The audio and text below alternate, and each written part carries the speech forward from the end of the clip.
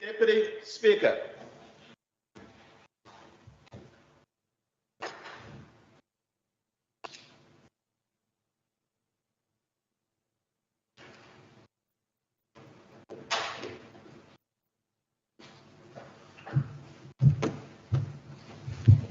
Let us pray. Almighty God, where you have called us to govern this province, we ask your help to make decisions and laws that will be just and will promote the interests of the people. Almagtige God, ons bid dat u gedurende ons vergaderings ons nodigheid wysheid sal gee en ons motiewe suiwer sal hou en dat u ons sal help om ons tekortkominge te oorkom en al ons besluite aan u op te dra. Sikelele iliswelethu nabantu balo, umesile ukulunga kipondo letu. Nkosi sikelele I Afrika, klina abantwano bayo, kokele inkokeli zayo, inike kolo I Afrika. All this we beg in your holy name. Amen. You may be seated.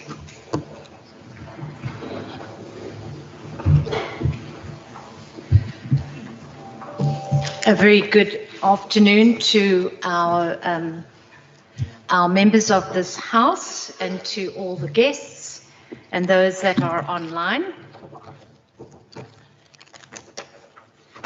If I may, please. Before we proceed, I would like to remind members about some of the logistical arrangements. If any of our members are online, please can you ensure that you have good quality data connection and audio and video connection and that there are no disturbances where you are. And please note that from this side, the hybrid system is functioning well. We've also granted access to the media and please ask that all guests and media keep their microphones on mute. Honourable members are also reminded that no interjections are permitted during the hybrid sittings, and to this end I draw the honourable members' attention to Rule 40 of the Standing Rules. I now recognise the Chief Whip. Thank you very much, Honourable Deputy Speaker. I move that notwithstanding the provisions of Rule 20.1, precedence be given to the subject of discussion. Subject for discussion. Thank you, Deputy Speaker. Thank you very much. Are there any objections to the motion being moved? No objections. Agreed to. We will now deal with that subject for discussion in the name of the Honourable Baku Force as printed on the order paper. I recognise. I am going to. Okay. I recognise the Chief Whip. Deputy Over Speaker, to you, Chief Whip. Yes. Thank you very much. The papers in front of us that does not indicate Member Baku Force Yes. introducing, so that means she will introduce the debate. I would like her to at least just introduce the debate Yes. and then to the first speaker, hence my Thank you, hesitation. Deputy Speaker. Thank you. Over to you, Honourable Baku Force.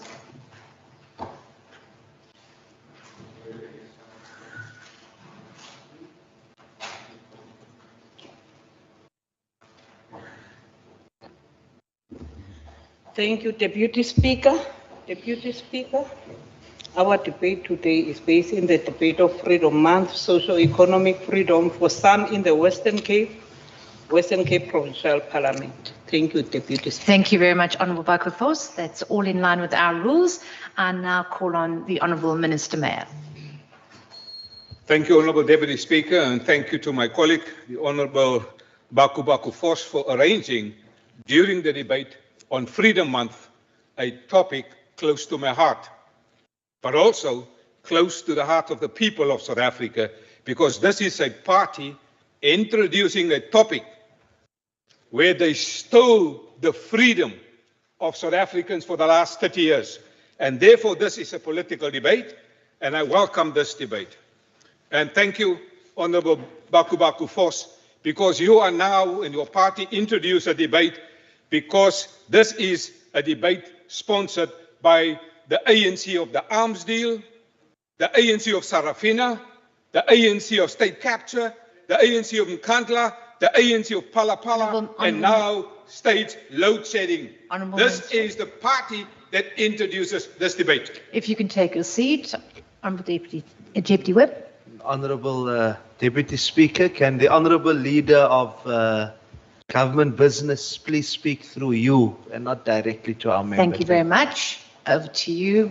Please, Thank you, Minister, Honourable speak through me. Deputy Chief Whip. In politics, we know what is the tactic. We've been here around for the last 15 years. This topic is clear for us.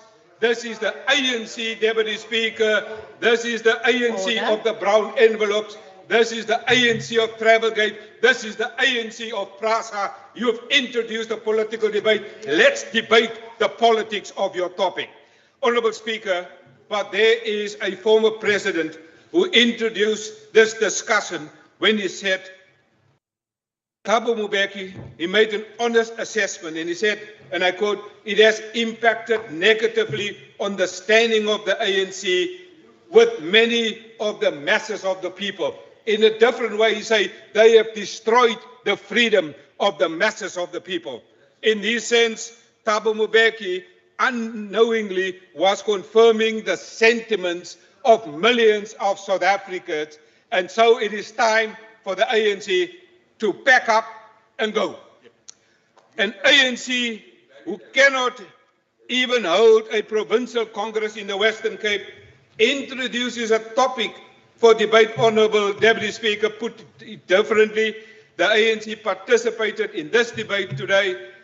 They cannot even arrange a drunken party in a winery, Deputy Speaker. Honourable Deputy Speaker, and I quote, our world is not divided by race, or by color, or by gender, or by religion.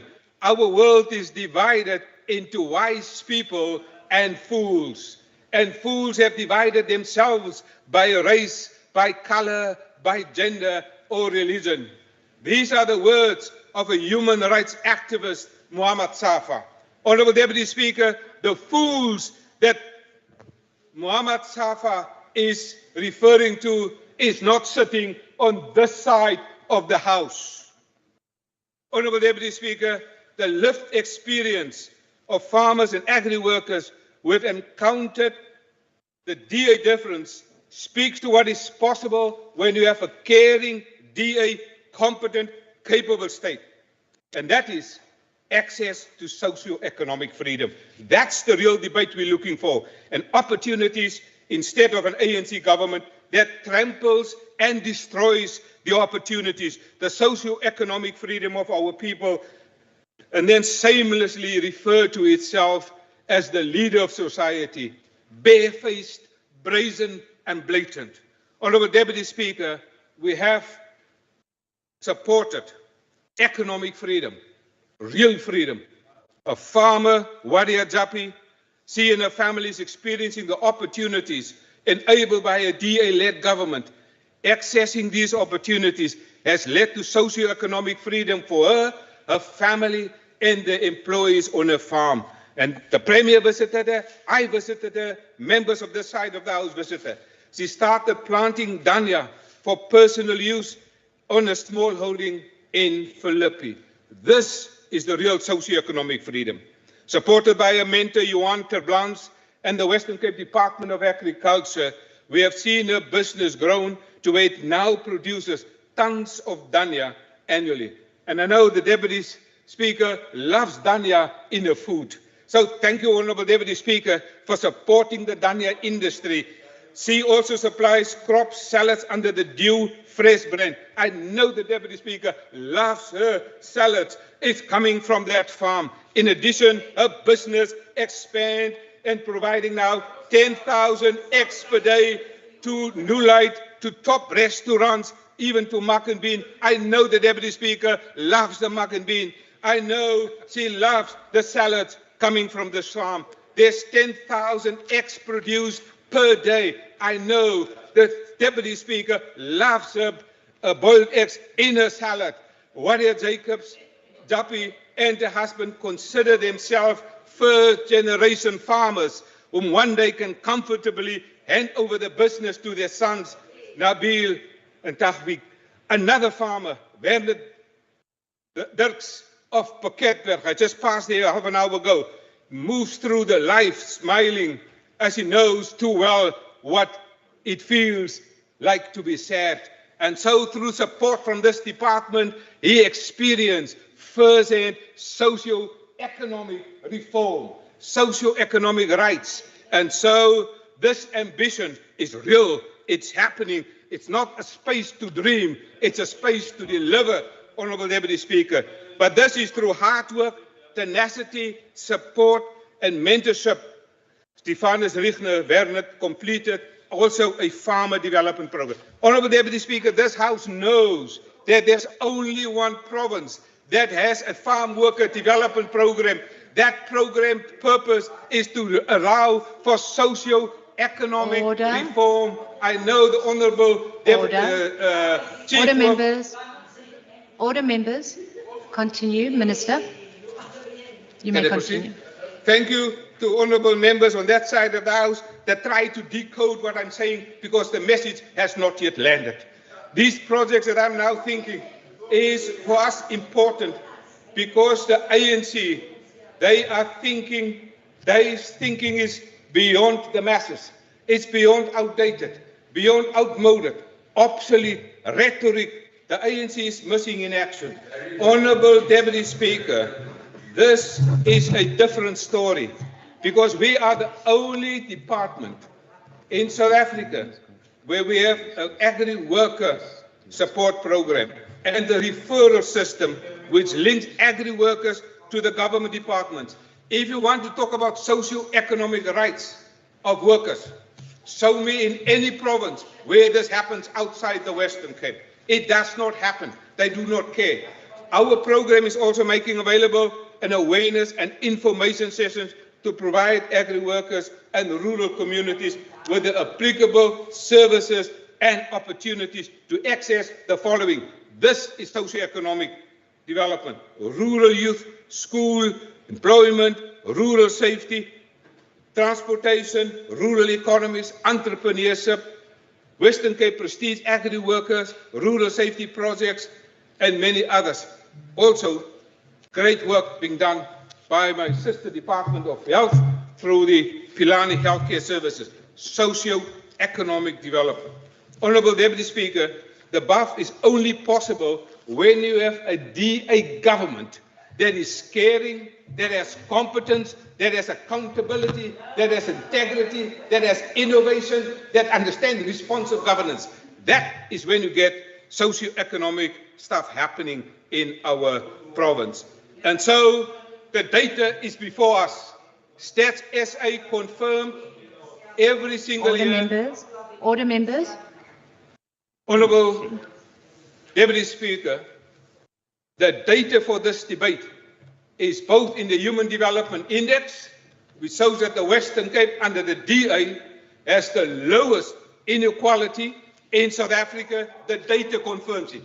But more importantly, the data confirms from Stats SA that the lowest performance on basic services, water, sanitation, refuse collection, access to electricity is happening now in the ANC government. The highest level of socio-economic, the topic that you introduced, we get the highest. In the topic that you introduced, the ANC gets the lowest. So, Honourable Deputy Speaker. Order, members. Take your seat, please, Minister. Deputy Speaker, I rise on Rule 39. Order, members. We have a member, Premier. We have the Chief Whip standing. Honourable Duggan, Premier, we have the Chief Whip standing. Thank you very much, Deputy Speaker. I rise on Rule 39. Yes. The loud conversing on the other side does make it difficult to hear the Speaker. Thank you, Deputy Speaker. I did call the Premier.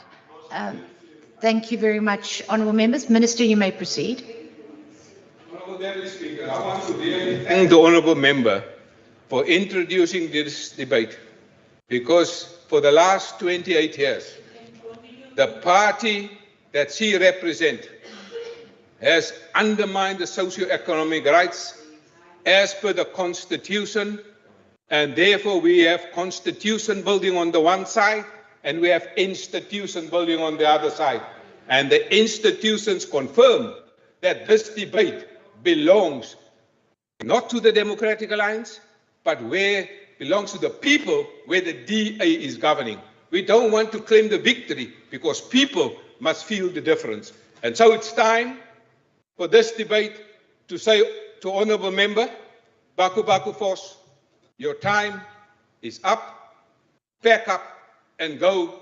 A new government is coming into the union buildings in South Africa. I believe that the Premier recently went to Pretoria.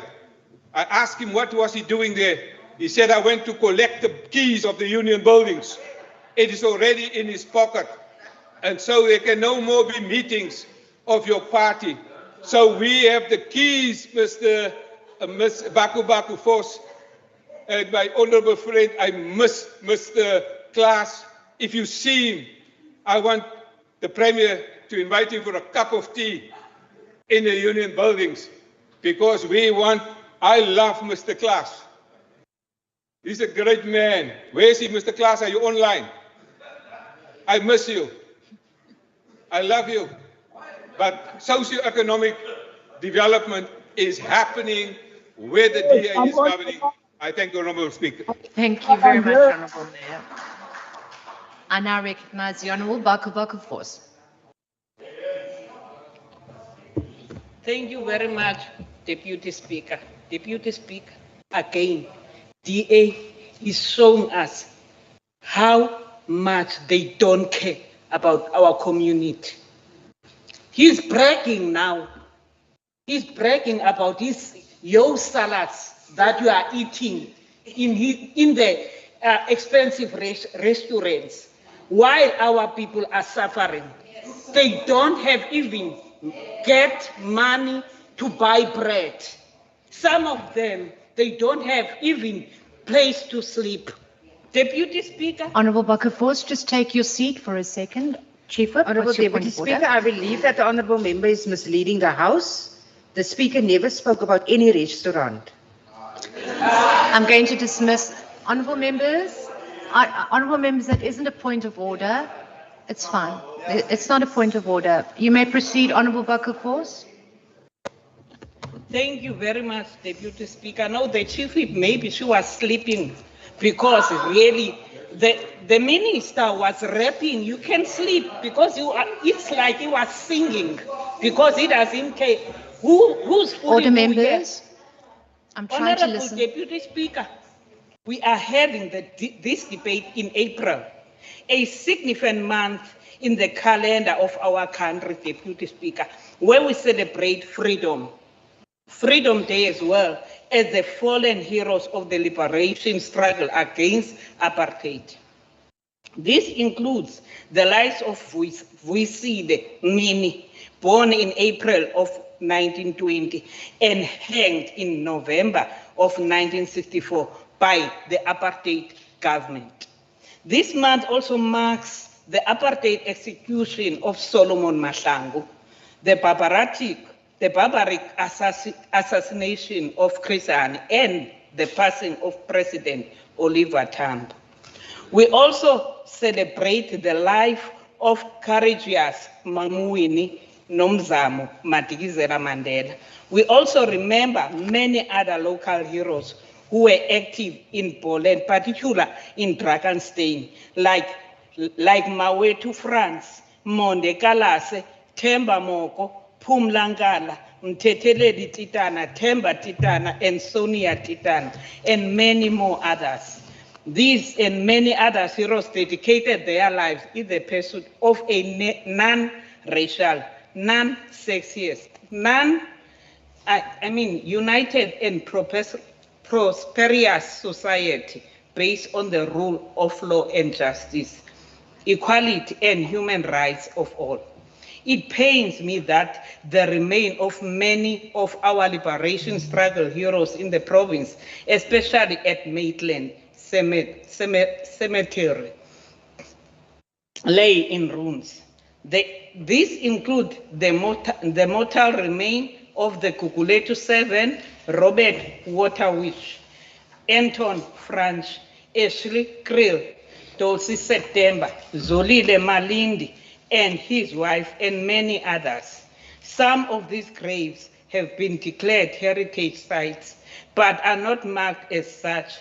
Singumbutho we-ANC simemelela kurhulumente wephondo ukuba isimo salamangcwaba weenkokheli zomzabalazo mawalungiswe abe kwisimo esifanelekileyo nesinesidima. Deputy Speaker, we must acknowledge the gains made by the ANC government over the past 29 years to improve the lives of South Africans, including broadening access to basic and higher education. MEC Wenger replied to Member Kama's question on youth unemployment showed that youth unemployment stood at 32.9%, with 71.7% of this concentrated in the city. Africa and Colored constituted 96.7% of unemployment in the province, while only 2.9% whites were unemployed. Somlom, le ngxelo ibonisa ukuba urhulumente we-DA uyasilela ekuvezeni amathuba emisebenzi kulutsha. Isekwabonisa kananjalo ukuba inkululeko sasiyilwela isaxhamlwa ngabelungu.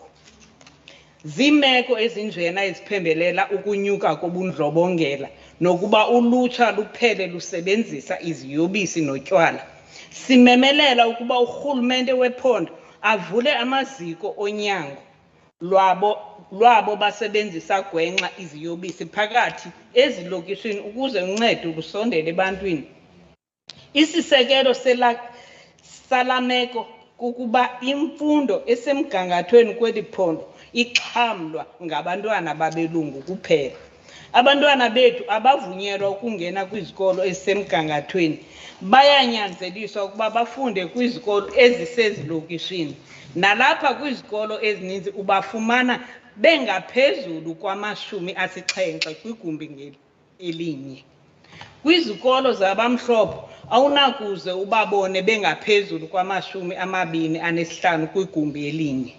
Lena yimeko eyenziwa ngenjongo ukuze kungasetyenziswa mfundo okanye imfundo ukuphelisa imeko yokungalingani kwezentlalo nakwezoqoqosho, nokuphuhlisa amathuba okufumana imisebenzi kwabantwana bethu. Somlomo, imeko yokungalingani iyabonakala na xa uthelekisa impatho kumaziko wezempilo ezilokishini nakwindawo zabamhlophe, kumaziko kwezempilo akwindawo ezihlala abantu abahlelekileyo.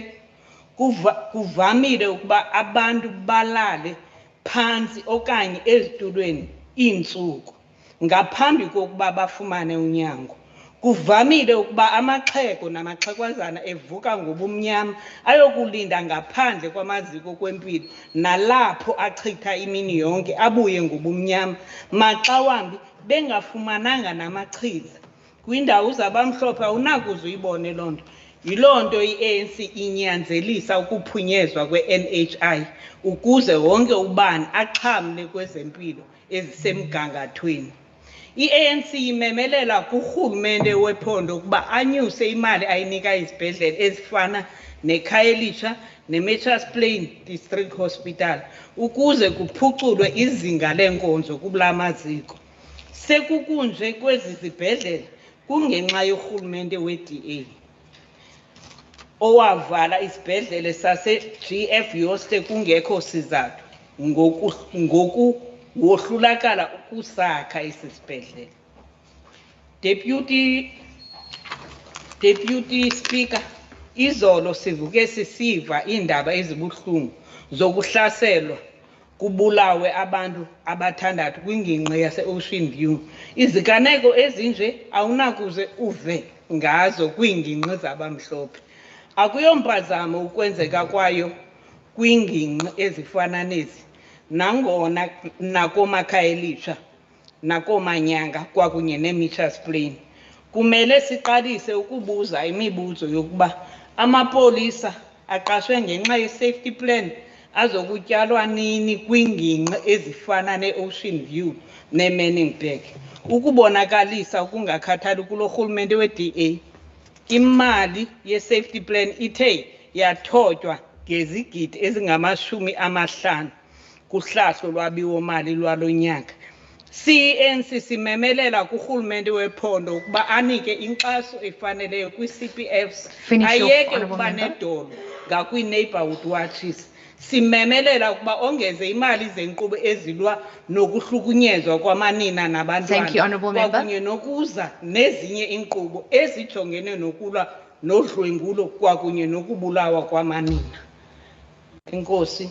Thank you very much, Honourable Bakafort. I now recognize the Honourable Klaas. Are you online? Yes, I'm online. You may proceed, Honourable Klaas. Speaker, good day, everyone, all of you, because I'm not on the line, I can't Honourable read. Klaas, 1 minute. If I can ask you to speak very close to your microphone, we cannot hear you very well. Okay, And for do the you hear me Hansard, now? Do you hear me now? that's much better. Yes. Speaker, there is a case line trend from 2004 onwards by the Constitutional Court, starting from the case of Model Clip, providing a directive that all spheres of government, including provincial, that they have a duty to make land available to those in need. It is part C of the judgment order that said unlaw occupiers of Model Clip, a private farm, are entitled. My emphasis is to occupy the land until any of these three spheres of government provide them with an alternative accommodation.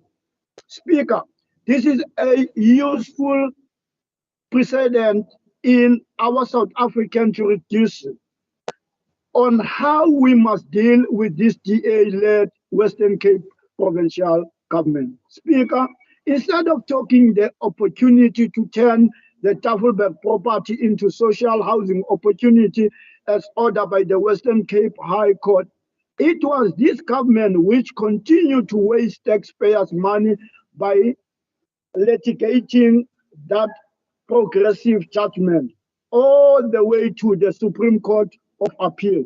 This is a type of government that will rather spend money fighting against the poor, as was during apartheid, as opposed to use that money to change people's life for the better. Speaker, when you look at the number of people who are on the housing waiting list database, we find that they stand at around 600,000, and not mention those who do not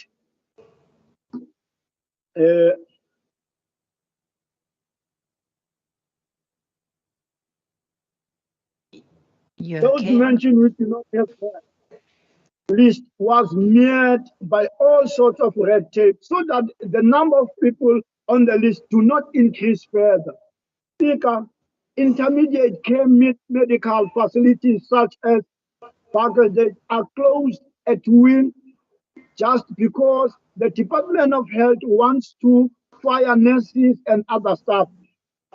These are the sort of facilities that assist and release pressure from hospitals such as Tigerberg and others.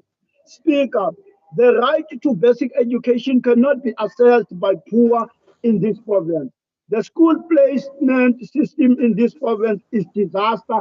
As we speak, there is a child who was allocated a school which is 15 kilometers away from his home without a provision for a learner transport, even though there are schools in this area. The child missed the whole of first term of Thank you, Honourable 2023. Klaas. If you finish off, please. Okay. Let me finish saying that how are these delay impacting of lives of people of Maranpikukule to Enyanga?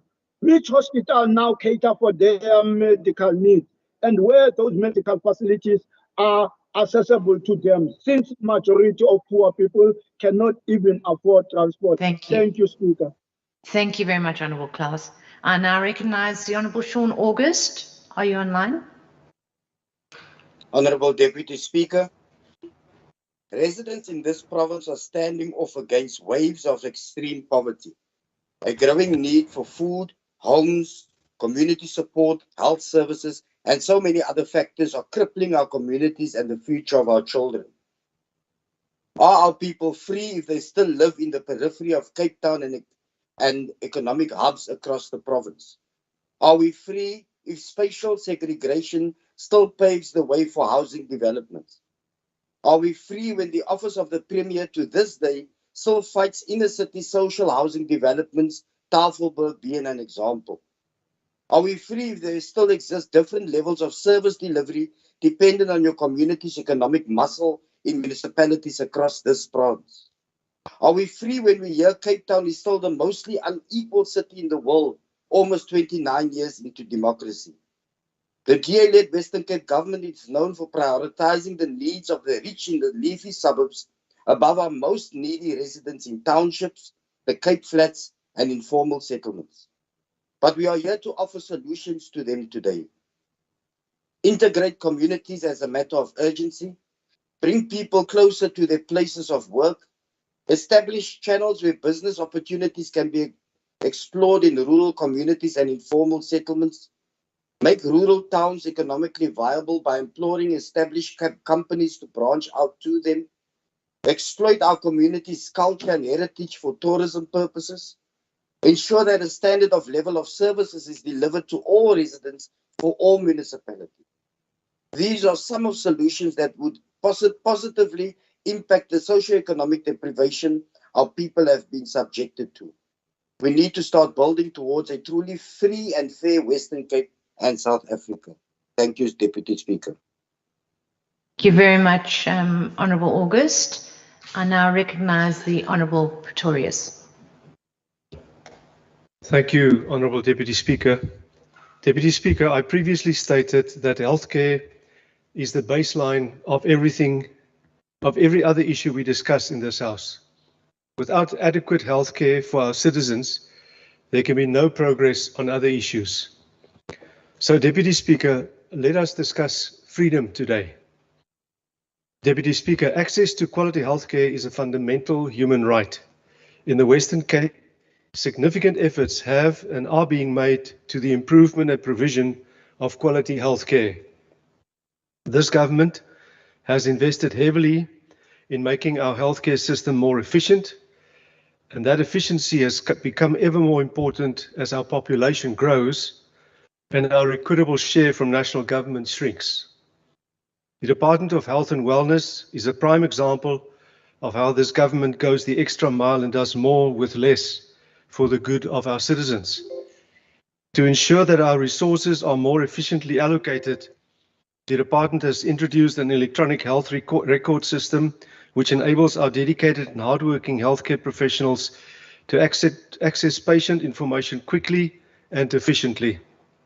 This not only makes sure that more patients can be treated at our facilities at a time, but also improves the patient-to-patient outcomes in our facilities. The department has also introduced telemedicine services, enabling healthcare professionals to offer remote medical consultations to patients. This technology has been particularly useful in rural areas where access to healthcare services is limited. Deputy Speaker, but more than this government has invested in the human side of healthcare. The Western Cape has a robust training and development program for healthcare professionals, including ongoing training and skills development opportunities. This program has been instrumental in ensuring that healthcare professionals in the province are equipped with the latest medical knowledge and skills. As a result, healthcare professionals in the Western Cape province can provide high-quality healthcare services to all citizens. Deputy Speaker, I want to stress the importance of this point. Yesterday, we learned that South Africa has lost more than 20,000 nurses last year. Every nurse that we train in this province counts against this number, and every nurse that we can provide will result in a better experience for countless patients. But Deputy Speaker, despite these gains, We know that there is more ground to cover. We are not blind to the challenges that we face. Healthcare is a multifaceted issue, and serving the healthcare needs of more than 7 million people is not easy. We know that there will always be legitimate criticisms of our health system, but the last people who should be leveling those criticisms are members of the ANC, not least due to the fact that it is the actions of their party which have created some of the greatest challenges for our doctors and nurses on the ground. Deputy Speaker, as we gather here, as I speak to you now, we are sitting on stage 6 of rolling blackouts. I cannot express how tragic I find it that our healthcare professionals who care deeply about our patients are often so utterly hampered by a lack of electricity. This government, as usual, is exceeding its mandate to provide power to our health facilities. More than 50 rural clinics are in the process of having hybrid inverters installed, and this department has spent more than 120 million rand on fuel for generators. But this is here in the Western Cape. In other provinces where the ANC governs, there's no plan.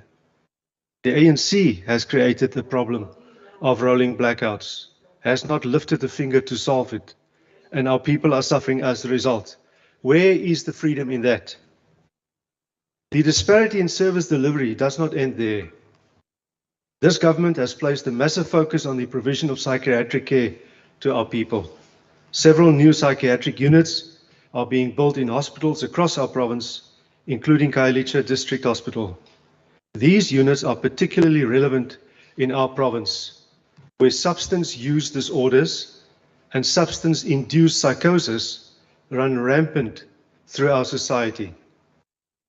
To say that the same provisions are absent where the ANC governs would be a gross understatement.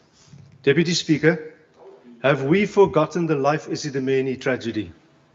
Have we so quickly forgotten the events in 2016 in which 144 psychiatric patients died as the result of their provincial government's callous disregard for their well-being? Where is the freedom in that? Deputy Speaker, as we continue this debate, let us not forget, regardless of spin or false equivocations, the fact remains that the DA works for its citizens and the ANC works against them. It is true that freedom is not universal in South Africa. It is true that it is present in the Western Cape, and it is tragically absent elsewhere. For the good of our people, the ANC, Deputy Speaker, must be voted out next year so that the DA can deliver its highest standard of services to our people. I thank you. Thank you very much, Honourable Pretorius. I now recognise the Honourable Christians. Thank you, Deputy Speaker. Deputy Speaker, when we speak about freedom, freedom is amongst others the attainment of a life free from political oppression, free from social stigma or poverty. It guarantees freedom to speak freely and grants unrestricted possibility for the individual to achieve his or her purpose. Deputy Speaker, the former president of the ANC, Oliver Tambo, said that the fight for freedom must go on until it is won, until our country is free and happy and peaceful as part of the community of man, we cannot rest. Speaker, but Oliver Tambo will turn around in his grave to see how the ANC has abused the freedom he has fought for. Previous speakers has mentioned this. Load shedding is the yoke of oppression upon the neck of this nation since 2007. Today, it continues to negatively impact the life of every citizen of this country. Speaker, how can we be free if we saw what happened in Ocean View yesterday with a brutal killing of 6 people? I do not care if they say it's gang-related or not, but the police has failed us, and that's why, again, the ACDP is calling for the devolution of powers to the province so that there can be proper policing. The ANC must stop with their political debates, and they are the cause of where we are today. I want to remind the ANC today that freedom is not to be corrupt. Freedom is not stealing from the poor. And the ANC has tabled this debate, and they are the biggest obstacle to this freedom. I thank you. Thank you, Honourable Christians. I now recognise the Honourable Brincase. Thank you very much, Honourable Deputy Speaker. Speaker, I want to thank the Honourable Member Baku Force of the ANC for bringing forth this very pertinent topic of discussion, socio-economic freedom for some people in the Western Cape. Poverty, unemployment, education, housing, backlogs, health issues, crime, backyard checks, and informal settlements remain key challenges. Honourable Speaker, you would agree that these key challenges are worrisome, a far cry from freedom of misery. The learner-teacher ratio has drastically increased since 2014, and so has the dropout rate from high schools. The high dropout rate in the province has been attributed to unemployment, poverty, indigent households. In fact, almost all the province's key challenges I mentioned. The Western Cape is the third largest provincial economic hub in South Africa in terms of its contribution to the national gross value added. We have a diversified economy opportunities for further economic growth and better infrastructure, but we remain a deeply unequal society with social divisions, high unemployment and mismatched skills, increased cases of HIV/AIDS, and a drastic increase in crime, especially drug-related crimes. There is only socio-economic freedom for some people in the province. Informal traders are brutally harassed by law enforcement officers, and I am referring to cases in Gatesville. In Philippi recently, a female business owner was shot dead for refusing to pay protection money to extortioners.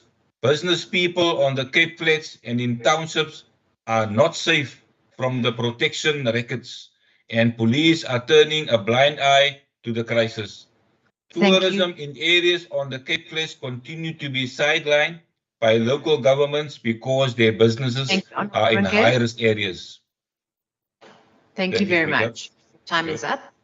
Thank you. I now recognise the Honourable Plato. Honourable Deputy Speaker, thank you very much for this opportunity. I'm glad that this debate has been raised. Next year will see us mark 30 years since the elections of 1994, and sadly our democratic project in South Africa hangs more precariously than ever. It does so because our people have become justifiably angry with an ANC-led national government that has promised so much but delivered so little. They become angry with a political system that they seem to have no impact on, and they have become angry with a now entrenched system of cronyism and corruption that permeates every level of our society and threatens to render us a failed state. Honourable Deputy Speaker, I agree with some of the historic issues raised by Honourable Baku Force, and we welcome her topic. Today, let us discuss freedom. That's why we are here in this house today. We know that there are many, many problems facing our country. And we know that despite the best efforts of this DA-led Western Cape government to exceed its mandate and shield the Western Cape from these problems, they still affect us. And they also affect many, many South Africans.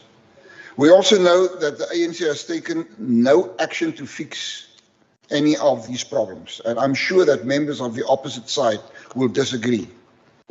But Speaker, let us discuss gender-based violence. Our President and the leader of the ANC, Cyril Ramaphosa, has called GBV a pandemic. And he said, and I quote, In a country with the most progressive of constitutions, which promises equality and dignity for all, the women and children of South Africa live in fear of violence every day, as mentioned by some of the members already. For how long must this go on? For how much longer must we say enough is enough, only for it to continue? It simply cannot go on. Speaker, we on this side of the House rarely say this, but I agree with the President, or rather, I agree with what he has said, but not what he has done. Because that quote was delivered 3 years ago and there has been almost no action in that time. In 2020, the President promised that GBV shelters would be founded at key GBV hotspots in South Africa. 3 years later, and the results are stark. There are currently 26 GBV shelters in the Western Cape DA-led administration. They have helped hundreds upon hundreds of women, even children as well. Speaker, Public Works gave over a number of buildings to assist with this project to all of the relevant provinces. We developed ours into shelters in record time. Through you, Speaker, I would like to ask our members on the opposite side, how many of these buildings have been turned into GBV shelters with the ANC governments? The answer is 0. Speaker, when we discuss freedom, I hope that there is not a member of this House who will disagree with me when I say that we cannot celebrate freedom when our women and our children still suffer so much violence. And the truth is that the ANC government has done nothing to fix the problem. But this DA-led government indeed has.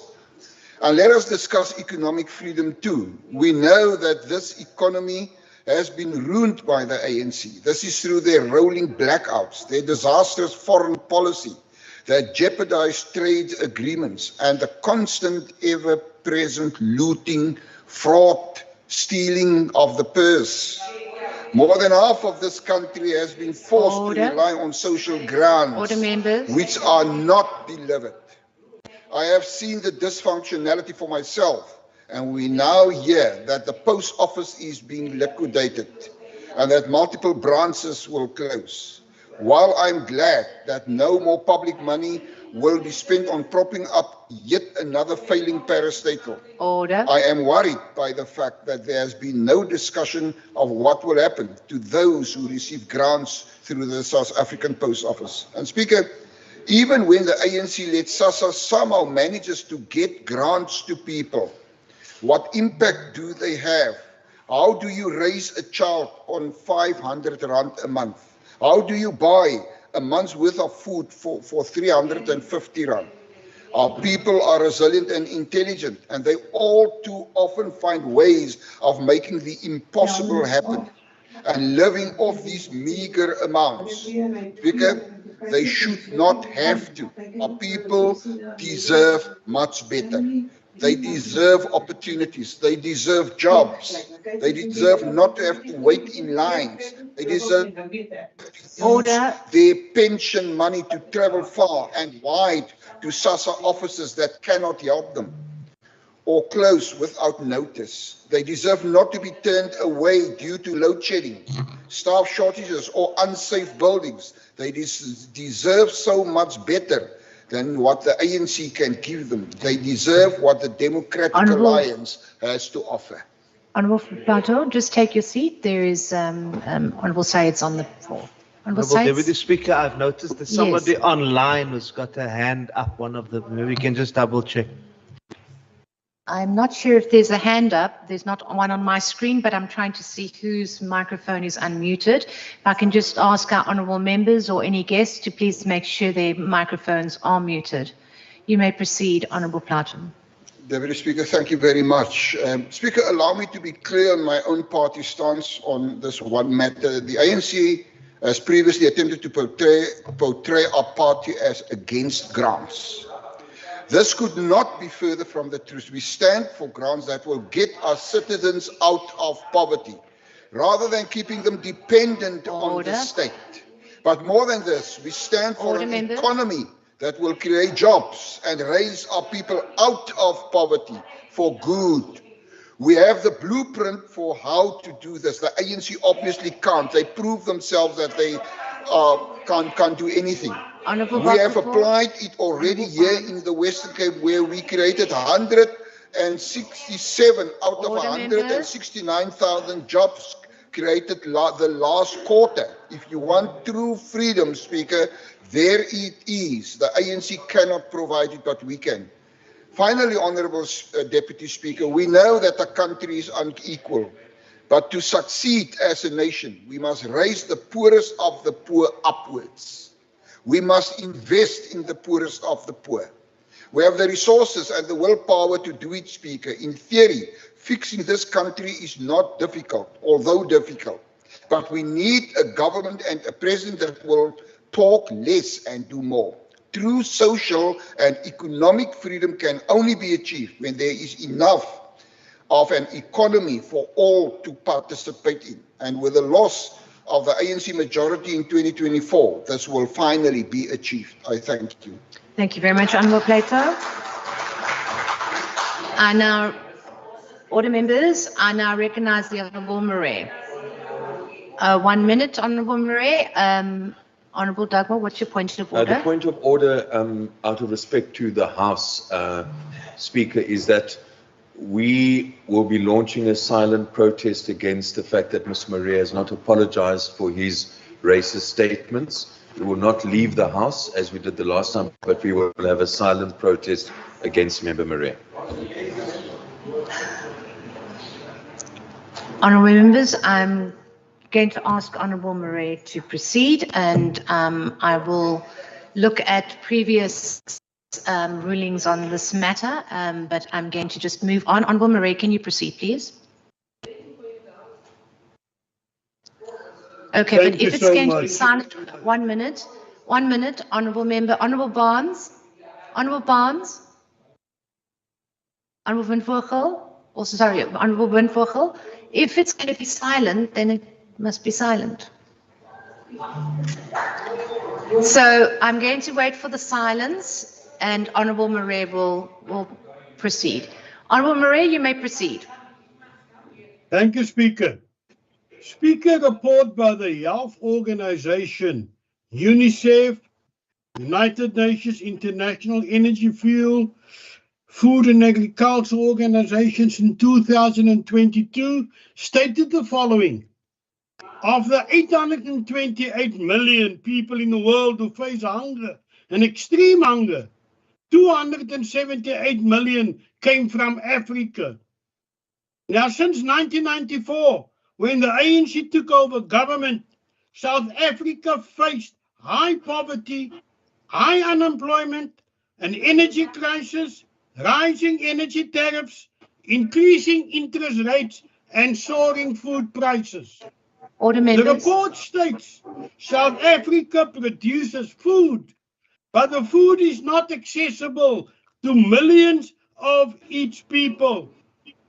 Speaker, although the Western Cape itself boasts the highest food production in the country, in fact, we are South Africa's food baskets. What people don't know is that 240,000 households in the Western Cape, which is 11.6%, have experienced inadequate and severely inadequate access to food. 290,000 households in the Western Cape experience severe hunger. And of that, 7.1% is black people, 7.2% is colored people. And the Freedom Front demands this problem to be addressed with great urgency.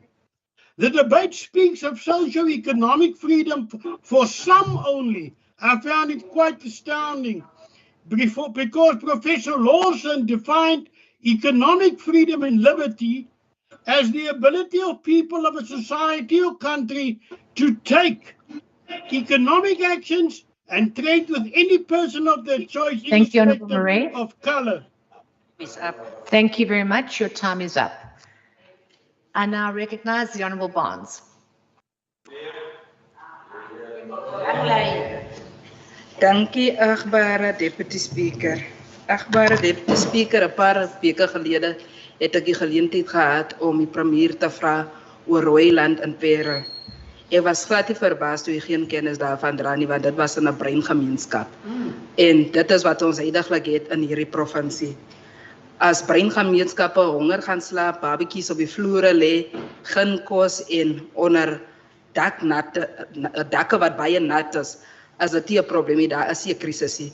Maar as dit in die ander rasse is, in een spesifieke ras wat ek later sal noem, dan is dit 'n probleem. Maar ons los dit nou eers daarso. Die gaping van sosio-ekonomie begin by kleuterskoolfase, Deputy Speaker. Kom ons gaan gou weer 'n paar weke gelede terug toe ons by 'n oversight was in Kanaland. Ek dink die kleuterskole kon jy die verskil sien van 'n breingemeenskap kleuterskool en 'n wit een. En die mentaliteit begin daarso. As jy nie 'n geleentheid kry dieselfde as 'n ander rasie, dan is dit ons onmoontlik om economy freedom vir jouself te kan kry, want jy is nie genoeg geletterd en jy het nie die geleentheid gekry om gelykheid op te wees nie. Ek weet dat dit slaat op 'n seerplek, ja. Ek weet dat die honorable Meyer nou baie seer kry, want soos ons tans nou praat, is hy goed genoeg om 'n leier te wees, maar nie 'n premier te wees nie. Honorable Deputy Speaker, the Honorable Mayor says in this House that the ANC stole economic freedom from 1994. But he forgets to say that during COVID, he took money from poor farm workers and diverted it from Casidra. He doesn't say anything about it, and then he speaks only about the farmers and not the farm workers while we are witnessing it here. Deputy Speaker, the very same, I've been listening, of course, the very same Honorable MEC was speaking of eggs. It's just a shame that the Honorable Baku Force here speaks of restaurants. We are being to listen by communities here that don't have that privilege to have an egg on their table as we speak, that are being fed by municipalities that is governed by the TA, peanut butter and bread every day. But yet we are bragging here, speaking of salads and eggs. Honorable Deputy Speaker, the ANC is missing in action. That's what the Honorable Mayor also raised here. In the same breath, he forgets Berrydale has just shown them some flames, and that's how present they are. But let's leave it for now. Let's go to crime. The DA always, when we speak of crime in this province, they will bring in national government and SAPS. They are the biggest critic of SAPS. But no, not once will you hear them taking responsibility. Let's speak about extortion here. When you say extortion, it is not taken serious in this House. You know why? It's because it's happening in Khayelitsha, it's happening in Site C, it's happening in Delft, and it's not happening in Sea Point. Should it become a problem of Sea Point, we will hear serious debates in this House. And I feel very sorry for our for colleagues that are entertaining that, because their families are staying there on the other side of the benches. Order, members. Continue on warrants. The Honorable Pretoria says the ANC has no plan. The very same honorable member has been with us on our oversight in Kanaland, where we've seen NHI working in the small community. Very progressive, that clinic. If we have that model of NHI that is happening in Kanaland being transferred into the whole province, I'm telling you today, we won't have that difference of the better ones that are getting access to health and the other ones that are not getting access to health. As rural communities, NHI will work for us. And I think the Honorable Pretorius agreed on the model when we were there. Yes. On social development, the same Honorable Pretorius speaks of AC Dimeni, but little does he agree, does he know that social development as a committee, we have seen for the past year how many old age homes have been closing. If he didn't do his homework, I can take one example. The outer is, that is in the central Karoo, the outer is called the Hispenscope. That I won't go into detail. Just do your own homework and leave Esitimeni. We have our own Esitimeni right here under your nose, and the DA is not aware of that.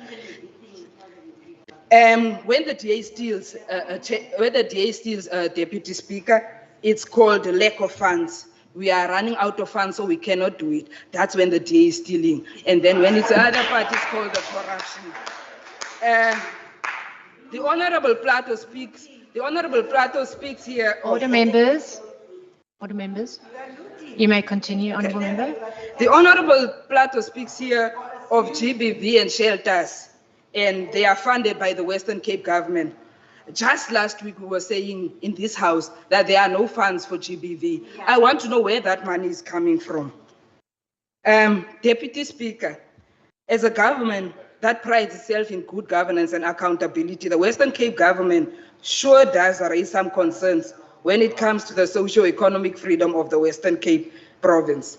The Western Cape government sure has good governance, but the beneficiary of that good governance, I think we all know the answer to that one. For socio-economic freedom, we will forever remain an exclusive phenomenon in this province while the DA governs. Everything is in the rose-colored glasses for this provincial government. Where was this accountability when you failed to account for the learners from Northern Paarl who could not go to the Beltervrede High School in Wellington due to scholar transport unavailability? There are learners who sit at home unable to attend classes because the government has not provided any transportation for them.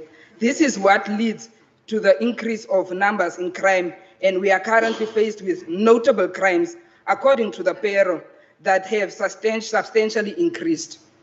When we asked about the matter, this provincial government did not even have information on these learners. Talk about evidence-led. We wonder where are all this evidence that they claim to be having. Service delivery for our African, colored, and Indian people in this province is lacking.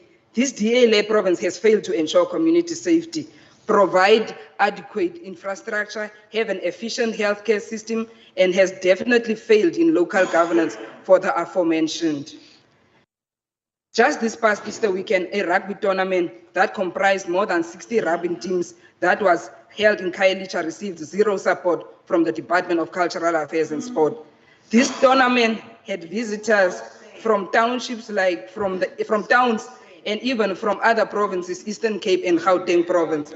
Meanwhile, the MEC in this department was smiling for the cameras at Saldanha Super 8 Rugby Festival.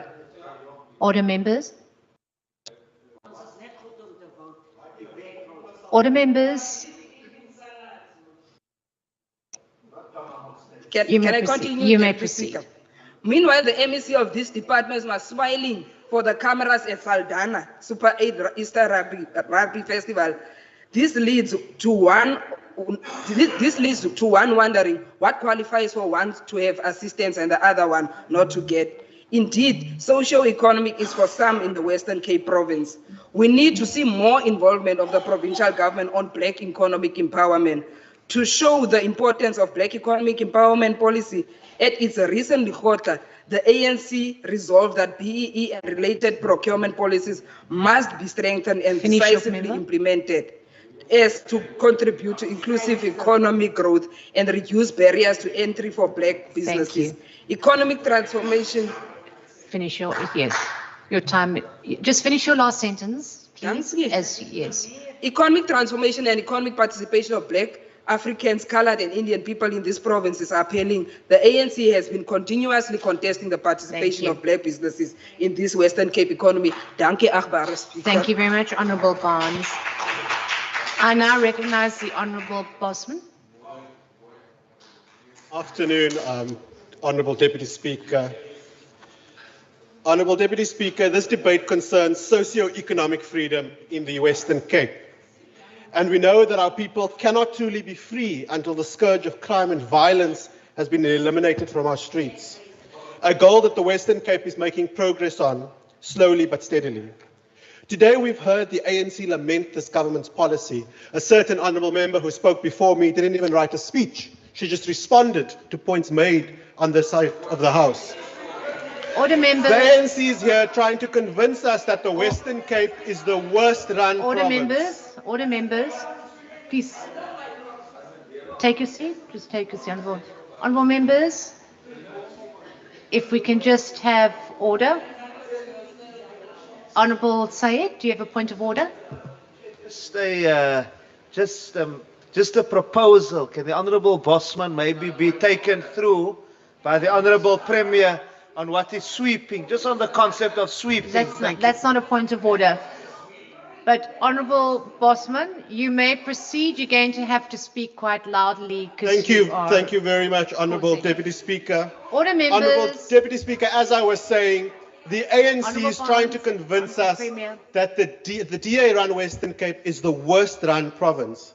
But we know that this is just another desperate attempt by a spent force trying to convince the people to vote for them. The ANC is now a political party so riddled with corruption, criminality and incompetence that they cannot even put up a debate to highlight some of the successes in this province. Speaker, I welcome this debate by my dear colleague, Honourable Baku Force, but I'm saddened that the ANC spokesperson on social development... Take your seat. Chief, what's your point of order? Deputy Speaker, I rise on Rule 39. I think the Speaker should be afforded the opportunity to continue with this debate. Thank you, Deputy Speaker.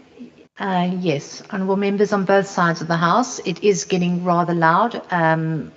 We're right at the end of this debate, so I can ask for your indulgence, please. Die waarheid maak seer, agbare Deputy Speaker. Over to you, Honourable Bosman. Honourable Deputy Speaker, as I said, I'm saddened that the ANC spokesperson on social development did not mention that the post office run by the ANC national government is being liquidated.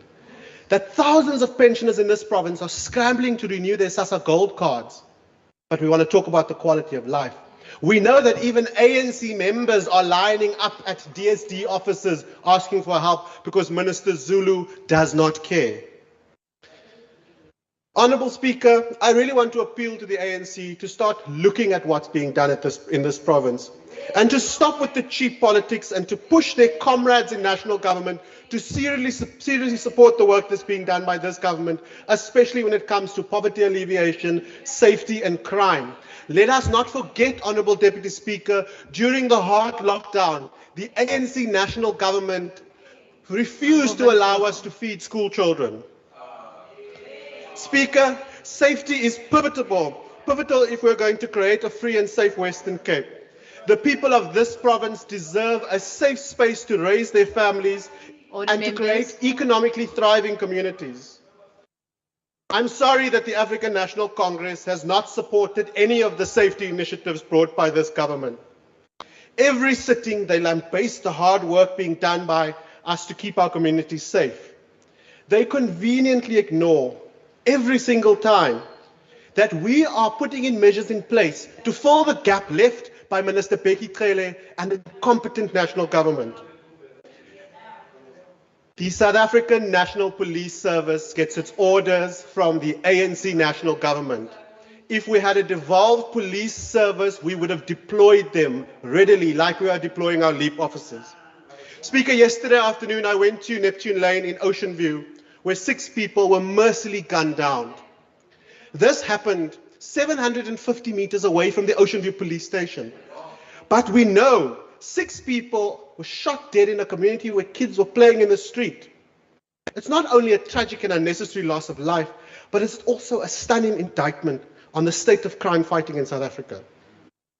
We do not know enough about this incident yet, but we do know that the CCTV cameras that were paid for by this government did not work because of ANC-sponsored load shedding. We now know more than ever that the ongoing ANC-sponsored blackouts are affecting the socioeconomic rights of the people in this province. We know that those disabled CCTV cameras could have carried vital clues to help us solve this problem. Order, members. The area where the shooting happened, Ocean View, is served by the SAP station in Ocean View, one of the Western Cape's most drastically under-resourced police stations. Despite serving a population of more than 50,000 people, Ocean View only has 61 Vispol officers at that station. And they've got 12 detectives. The problem of under-resourced policing in the Western Cape is well known, and the ANC spokespersons on safety know this. The problem of under-resourcing is known to SAP's management, and they've come to this house and they've admitted that it's under-resourced. According to the South African Police Service leadership in the Western Cape, They describe the number of officers in the Western Cape as way below par. And the ANC comes here to talk about socio-economic rights. Because we know in Pretoria, when they start dishing out resources, they ignore the people of the Western Cape. Order, members. This incident, Honourable Deputy Speaker, is the latest in a number of shootings that have taken place across this province.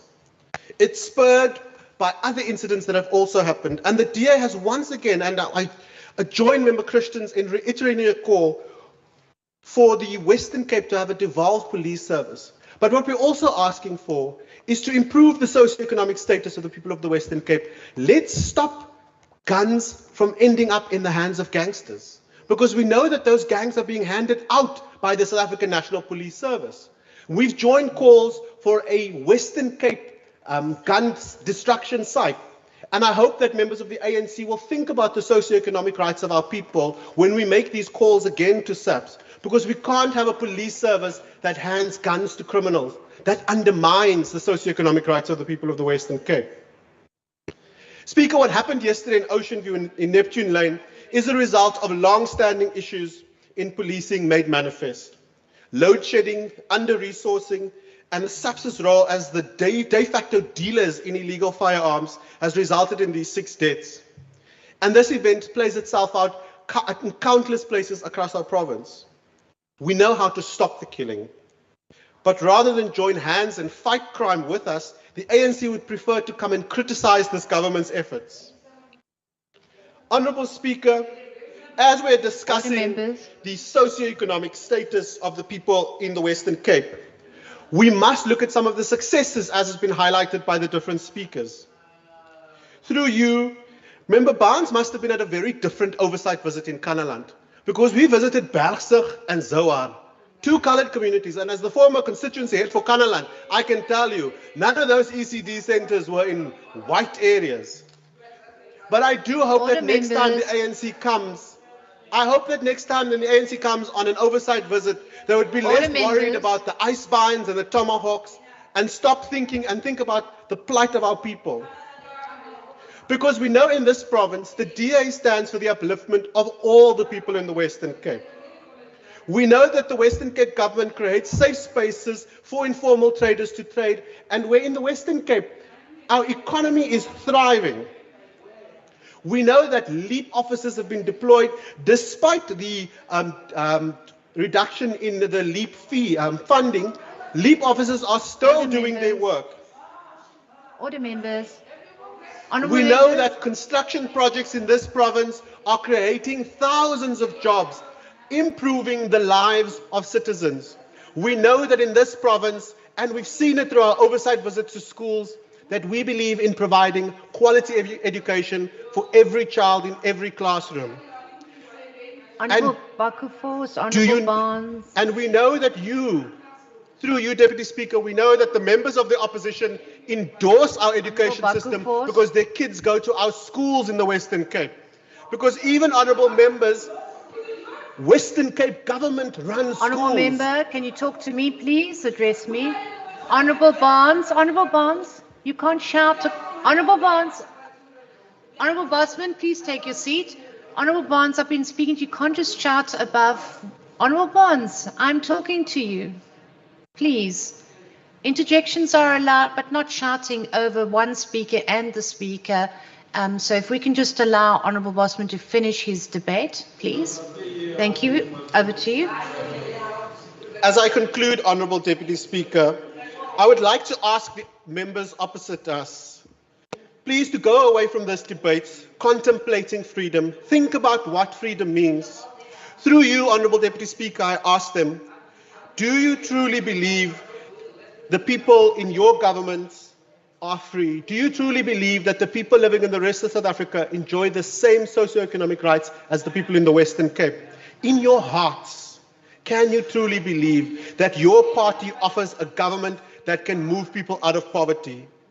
Do you truly remain committed to the mission of liberating South Africa, or have you completely given up? You have been in power for almost 3 decades. You are unable to govern this country. It's time to go. It's been time to go. And when they do go, Honourable Deputy Speaker, which we know they will go, the DA will bring not just its expertise in government, through our crime fighting strategies and our economic development strategies, but we will take the successes of this Western Cape government to the national stage. We will fix South Africa's broken healthcare system. We'll fix the degrading social welfare system. We will work towards ending corruption, and we will end load shedding as we are already doing in this province. We will deliver hope, prosperity, and jobs like we've done in the Western Cape.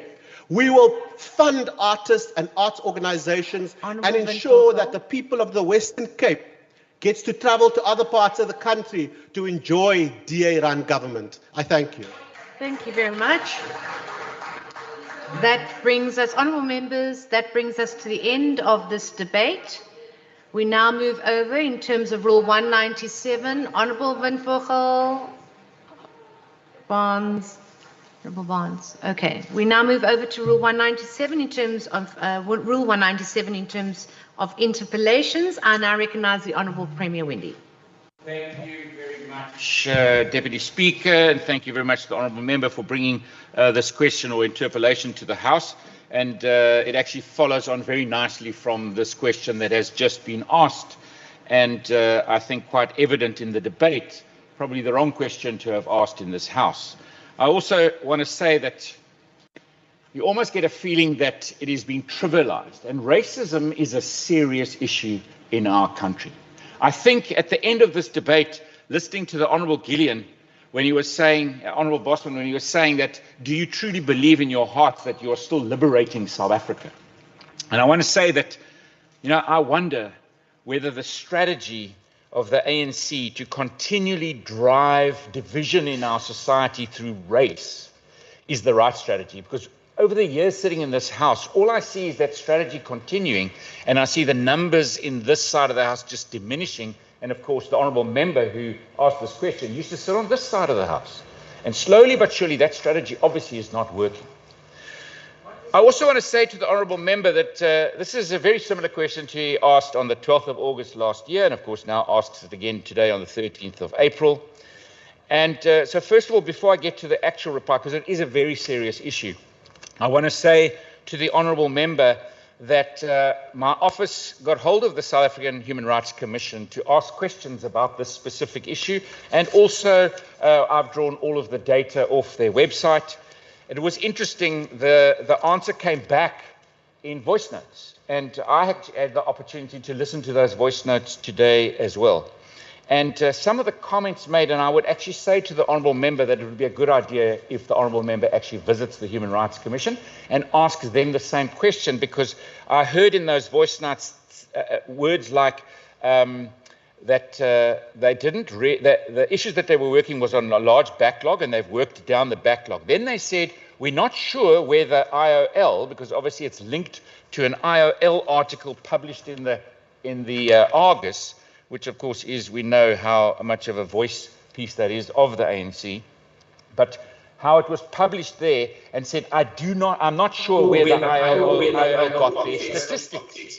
The second thing it was said was, and I asked the Honourable Member to go and actually interrogate, because they said the data is actually sounding like in this article a statistical misanalysis. And that was quite interesting. And the current situation in the Western Cape does not have more than other provinces. That was said by the Commissioner. So then when we go to the actual site and you see where we referred to, which I think the article was referring to, which included the backlogs, that it says, a heading says, carryover complaints per financial year. And of course, this does the last 10 years. And in that case, it said 1,140 backlog in the Western Cape. And of course, that number does show much higher numbers than other provinces. And sure, why is it? We need to interrogate that. But if you look at the latest statistics, and it goes complaints by province, because this is the question, why is this complaints in this province higher than any other province? Well, quite frankly, this province's updated complaints are 233. Worse than us are obviously the Eastern Cape, which is 272. And then after that, let's have a look at KZN at 494, or Gauteng at 457. That was the basis of this question. But then let's get to the actual answer, because I started off by saying this is a very serious issue. And whether that's 200 complaints, or 400 complaints, or 1 complaint, they need to be taken very seriously. You need to go and analyze, because the complaints are analyzed there, and each of them get dealt with, and I think that's exactly what's got to happen. But the question goes on to say, what is his government's attitude to racism, and what are the details of the programs put in place to racism? So first of all, I think the Western Cape government promotes the founding provisions of the South African Constitution and its guiding values of human dignity, Premier. of human dignity, the achievement of equality and the promotion of human rights and freedoms, and non-racism and non-sexism, as in Section 1.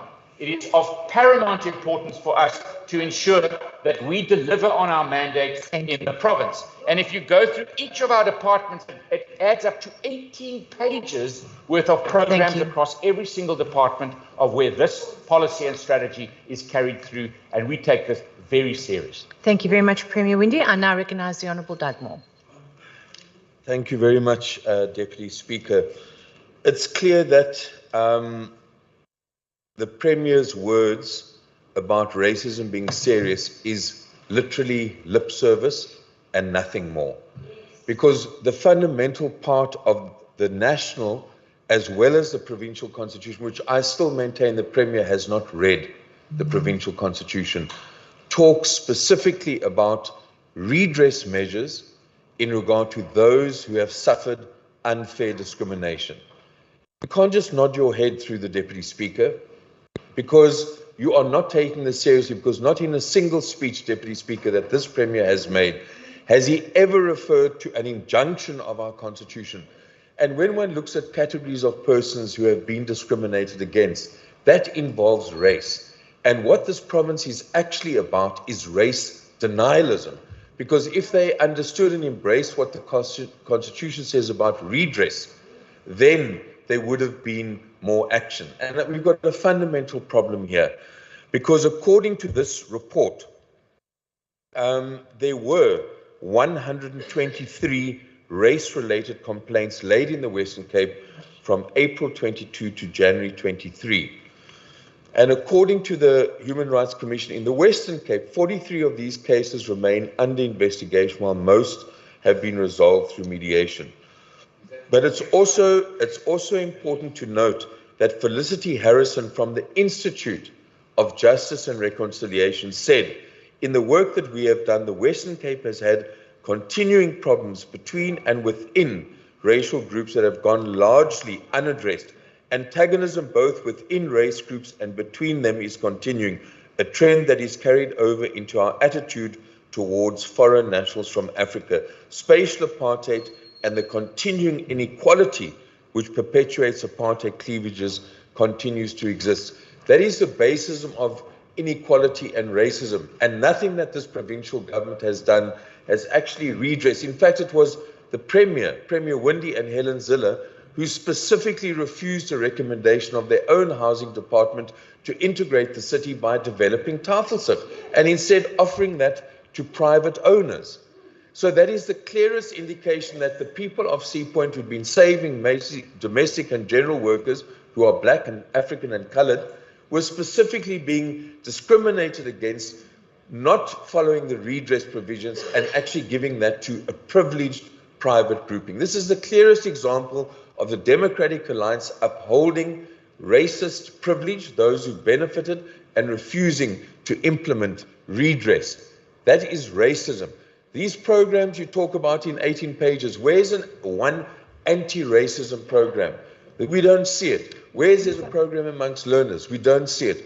Where in those 18 pages? Thank you, Honourable Dugmore. Can you tell us what a program? Thank you very much. I now recognise the Honourable Fry. Thank you, Deputy Speaker, and thank you to the Premier for his response. As residents of the Western Cape, we should all be proud of our diverse province. We are a beautiful melting pot of cultures and communities who have congregated at the foot of the African continent. Our histories are intertwined, but also incredibly complex and painful. It would therefore be remiss of me not to acknowledge that there are indeed elements within our society that would want to see this beautiful province and its people retreat into racial and divisive lagers.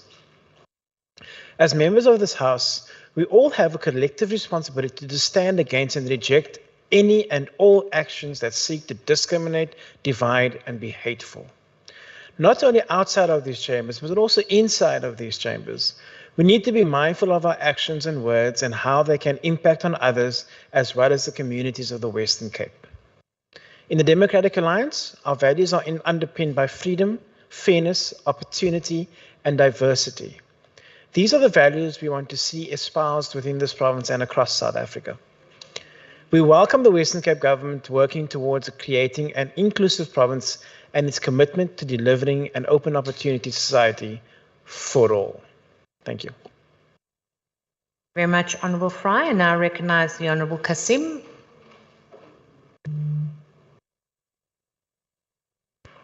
Honourable Kasim, are you online? I do see you online. Honourable Kasim, if you can just unmute yourself.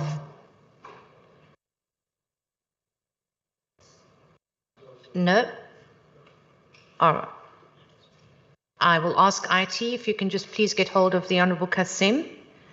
Honourable Dugmore, would you mind going ahead of... Yes, Thank you, Deputy Speaker. It's clear that we expected the Premier to be totally scant on details, and he has been. He hasn't named a single program that is focused on anti-racism, building tolerance amongst young people. There's absolutely nothing. He's mentioned 18 pages. But we did expect at least that the Premier would take a firm stand against racism. And I must use this opportunity, Deputy Speaker, to take the Premier to task. Now, more than a month ago, a member of this House whose thinking is completely outdated and downright racist called members of this House foreigners. And after a month, the Premier of the Western Cape, as the head of his caucus and this House, head of provincial government, has not uttered a single word condemning the utterances and the subsequent behavior of Honourable Marais. And I think the DA should hang their heads in shame or just basically admit that they tolerate racism because it comes from their coalition partner, the Freedom Front. But absolutely, this Premier who leads this province, of everyone, did not stand up when a member of this House called members of the ANC foreigners. And that shows that the DA essentially has an agenda to preserve privilege and not to take on racism, because politically they fear they will lose support to the Freedom Front. That's what we're dealing with here. The Premier's government can have an intolerable attitude and say that that's serious, but he has shown, the Premier of this province, a tolerable attitude towards racism. In fact, he's tolerating the racism. They can talk about programs to fight racism. We know they don't exist, but he sits, this Premier, Deputy Speaker, silently while a member of this House makes utter racist remarks, and then therefore whatever programs he talks about, he personally is actually tolerating racism. And I think that as men that have been classified white in this country, the Premier and I should actually be the first to condemn racism, say that it has no place, and be intolerant of anyone who wants to take us back and our children back to a bitter past. My history and the Premier's histories are different. We chose different paths. But the reality is both of us today need to set an example and to be unequivocal about our condemnation of racism. And when it doesn't happen from Premier Winde, it casts this province into, in fact, a province intolerant of black people. And therefore the issues of extortion in our communities, the issues of gangsterism which affect so many people, the issue of the lack of access to land which affect mainly African and coloured people, are not being addressed because fundamentally the Premier and the DA do not believe in redress, and that's the problem. Thank you very much, Honourable Dugmore. Honourable Kasim, have you been able to connect? I know she had an inability to be unmuted. Has IT assisted her? Honourable Kasim? try myself. No, Honourable Kasim, I'm going to have to move on. I apologise. Honourable Sayed? Yeah, I think it's difficult for her to get off mute, to basically unmute. So could IT maybe? Yes, I've also got a IT. message from the Honourable Kasim. The Honourable Hassam is, the Mr. Hassam has told me he's trying to assist her. There we go, Honourable Kasim. You were offline. Last 2 minutes. Can I ask how far we are? I know Mr. Hassam is trying to assist her. Honourable Kasim, I'm going to have to move on. My apologies. Right, I'm terribly sorry. We will have to move on in the interest of time. I do apologise for that. Honourable Premier Wendy, over to you to finalise the... Thank you very much. And once again, I will reiterate that this is a serious issue in our country, and this is a serious issue that has to be dealt with and not made into political. Honourable Premier Wendy, if you just take your seat. Honourable Sayed. Chair, I can see on the screen that the Honourable Kasim is online at the moment, and she's indicating that she's still having a challenge in terms of being unmuted. But it would be unfair if she's going to be. I mean, I know we do understand in the interest of time, but if IT can sort the matter out, all members have a right to speak. And she's in the sitting. It's not like she's gone AWOL or she's gone into a place where there's no signal. Thank you. Thank you, Honourable Sayed. Just in terms of that, she has gone off. She's back online. Honourable Kasim, can you hear us now? Just if I can remind the honourable members in the logistics remarks I make at the beginning of the sitting, I always state that you have to check your IT communication material in order to make sure they work. Honourable Kasim, I still can't hear you, so I'm going to have to make a call on this matter. I do apologise. Yeah, I saw that she did go off and come back on and somehow is unable to connect with us. Please, honourable members, you need to test your equipment prior to the sitting. Over to you, Premier. Apologies. Thank you. Thank you very much, Deputy Speaker. I also want to just say then that it was interesting that the Honourable Dugmore talks about data and then carries on quoting the media statement, which is actually up on the website.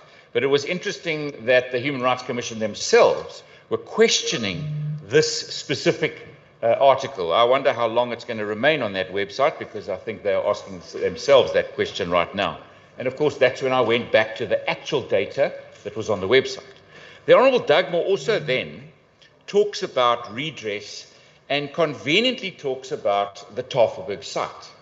But every time he mentions the Tafelberg site, which is a 1.2 hectare piece of property, he never mentions the 11 hectare piece of property, which is just next door to it, 11 hectare piece of property, which we've been trying to do exactly what he's calling for, redress, next door to the waterfront, prime land, to create housing opportunities in the middle of the city. He never says one word about that.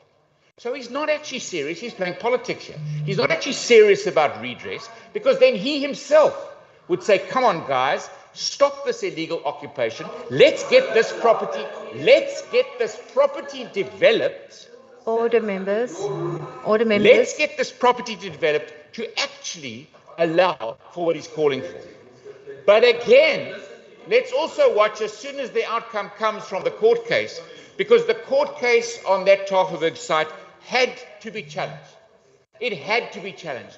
The ruling could not be tolerated of any government on how they should manage or deal with their pieces of land. Then he says, let's talk about, there is not one item, not one document. He says schooling, so let's start with education. So dealing with issues of racism in our schools, promoting non-racialism captured in topics dealt with in the curriculum from grades 4 all the way to grades 12. Then I've got grade 4, grade 5, grade 6, every single year, exactly what they do. That's the national curriculum. Order. in dealing with exactly what he's just been asked. If you go into the depths of it, and it starts talking about democracy Order, and human members. rights, develop an understanding of the following concepts: discrimination and violations of human rights. The first item, guess what it is? Race. Then it goes into religion, language, gender, sexual orientation, xenophobia, human trafficking, etc. He says there's not one item in that document. Then you can go through each and every one of these documents. But of course, he wouldn't go into those documents, which are made available every year in the budgets, the annual performance plan of every single one of these departments. You can have a look in agriculture. You can have a look in every department. Here you've got then you go to community safety. Then you move on. Every single one of these departments in this government takes this extremely seriously, and that's why you see it pulling through in every single one of our documents on every department and how it comes through in all of our programs. So once again, I am going to say to the Honourable Dugmore, I suppose you'll just wait until you'll ask the same question probably in about 4 months' time again, and we'll bring it back here again. Perhaps we need to get to the real issues, and I would actually suggest that as he starts this interpellation with quoting from the Human Rights Commission, actually quote from their human rights documents and not a press clipping that's based on their website, and I presume that that won't be there for long. And actually, I think it would be a good idea for him to go and engage with the Human Rights Commission on this very question, and then, when he does bring it back and we have this debate, what I really would like to see, Order, members. What I really would like to see Finish your is to give and quote what the ANC does in this regard in the provinces where they run things. Because I promise you, the only reason that they are going to lose power next year is because they don't address this, they don't deal with it properly, and their policies have not worked for 30 years. Thank you very much, the Honourable Premier. I now move over to interpellation 3. Honourable Said. Honourable Deputy Speaker, I think it's not proper. We're continuing. The Honourable Kasim is still having a problem. Yeah. And she's muted from our side. If they can just attempt to basically, we've got 2 interpellations. The problem's going to continue. I understand the point you raised that members must make sure that their devices are working. The Honourable Kasim is saying that she's made sure that the device is working. The problem is that she's not being unmuted. It's a technical issue. Yes. We can't let the member be disadvantaged because of that. So, Honourable Said, just to tell you, I'm on direct contact here with the ICT. They're busy typing to me. They are busy with her. I will hope that that's as much as I can do for now, please, if that's fine. But they are busy assisting her. I tried to unmute her here, but I can't do it from this computer. So I do apologize to the Honourable Kasim. I see that she's busy giving direct access into her laptop so they can try and sort out the problem. Thank you very much. We now move over to the interpellation with regards to the Minister of Health. I now recognize the Honourable Minister Mbombo. Thank you, Deputy Speaker. I'm not sure whether you can hear me. Loud and clear. Okay, 4 hours on load shedding. I hope we're still going to be able to make it throughout that interpellation. Thank you, Member Ben Fochal, for the question. And it is really important, which is demonstrated by that. This is the same questions, whether it's an oral reply or written reply, now interpellations that I've been receiving on the same subject. It's about 10. And the last one has been in Feb, 24th Feb this year. And also before that was 27th of Feb this year, which also was also asked to member same as the Minister of Infrastructure. But having said that, let me respond to the question because it's very crucial. The original, in terms of that, what causes the delays? The original professional services providers tenders, that one was cancelled and had to be re-advertised, evaluated and adjudicated. This resulted in a delay in the commencement of the project. The re-advertisement of the tender to appoint multidisciplinary professional service providers for the design and construction management of the Klipfontein Regional Hospital has been undertaken and completed, resulting in the award of the tender. Again, let me just emphasize that the Department of Health is the client, the implementing agent is the Department of Infrastructure. So some of it is based on our oversight on the Department of Infrastructure as implementing agent. And some of it is about where I have to ask them for more information. Now, the question about what task that already been completed or that will be completed over the medium term. The infrastructure is a contracting agent on behalf of us, and they can be able to provide additional information. And when Member Bonfochel can ask them, as if she is also at the beginning of the year. To date, the Department of Infrastructure has appointed a town planner to commence land application processes, which includes the rezoning and urban consolidation, and also a site topographical survey and prelim site investigation report has been completed. The tender returnables have been received from the consortium, which includes high-level development plan and quality management, a plan, and empowerment implementation plan. The Department of Infrastructure also had a two-day project briefing with the consortium and also with us on the 31st of October in 2022, and then also again a month later. Prelim clinical planning briefing sessions, which is now also led by them and us, were completed. There have been about 5 times where we met. The last meeting was on the 25th of January this year. Site visits have been conducted, again, with the consortium, using some of the hospitals, like the Kylie Hospital, Mitchell's Plain, so that we could be able to understand in terms of what could this hospital could look like. The project technical meetings that were commenced last year are still ongoing, and we are meeting fortnightly. The appointment of the sub-consultants and other specialists also has been commenced. So that's where we are in regard to this. Again, emphasis is about we are a client of the Department of Infrastructure. Thank you, Deputy Chair. Thank you.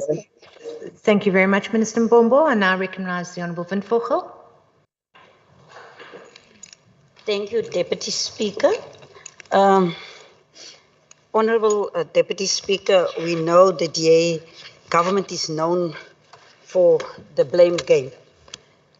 For the Minister to refer me to the Department of Infrastructure is really a shame. But nevertheless, Deputy Speaker, the decommissioning of the GF Justice Hospital was carried out between July 2013 and July 2014. And it was said that the reconstruction will take 36 months to complete. It has been a decade since the Democratic Alliance took unilateral decisions to close down the only hospital that serves the people of Mynenburg, Guguletu, and Nyanga, as well as people from Kailicha and Mitchell's Plain. The decision to close down the hospital and the delays in its rebuilding is yet another display of arrogance and disregard for black communities in the Western Cape by the DA provincial government. We are now told the rebuilding and decommissioning of the Klipfontein Regional Hospital will not happen until 2033. This means that the hospital that was supposed to be completed in 36 months will take 240 months or 20 years. This is a monumental failure by the DA. It exposed its incompetency and complacency. This DA government can't build anything. Even the Kailicha and Mitchell's Plain District Hospital were projects led by the ANC. The DA is only claiming easy victories. Honourable Deputy Speaker, the people of Klipfontein will be disheartened to hear that to date nothing has been accomplished in the process to rebuild the hospital. In a reply to my question in February this year, on the details of all tasks that have been undertaken for construction of the hospital, the MEC could only give a long list of meetings attended and site visits. The Blue Book for the 2023 budget exposed that not a cent has been spent in the reconstruction of GFU's hospital to date. No groundwork has been done or any single brick that has been laid. We have every reason to doubt that the hospital will be rebuilt and commissioned in 2033. The injustice inflicted on the poor people of Mynenburg, Nyanga, and Guguletu by this DA government is despicable. The MEC must therefore tell us what caused the 10-year delay and what will she do differently to accelerate the rebuilding process. I thank you. Much, Honourable Van Vogel. I now recognise the Honourable Pretorius. Thank you, Deputy Speaker. Before I proceed, I'm glad to hear that Member Van Vogels has rediscovered her voice. Deputy Speaker, through you, I would like to thank the Minister for her response and for her department's hard work in pursuing this vital project. It goes without saying that the progress that has been made is very welcome. And I'm sure we all look forward to seeing this work continue over the next months. This year will see the Department of Health and Wellness spend an additional 1.3 billion rands on infrastructure, evidence of the department's clear commitment to rolling out the facilities our people need. This is all the more impressive given the budget shortfalls the Minister's department faces, primarily as the result of national government's continuous withdrawal of vital conditional grants. In effect, the department has faced budget cuts amounting to hundreds of millions of rands. With regards to this, I would like to ask the Minister her opinion on the effect of this continuous defunding of her department by the ANC's national government will have on the rollout of infrastructure projects like this one going forward. Thank you. Thank you very much, Honourable Pretorius. I now recognise the Honourable Klaas.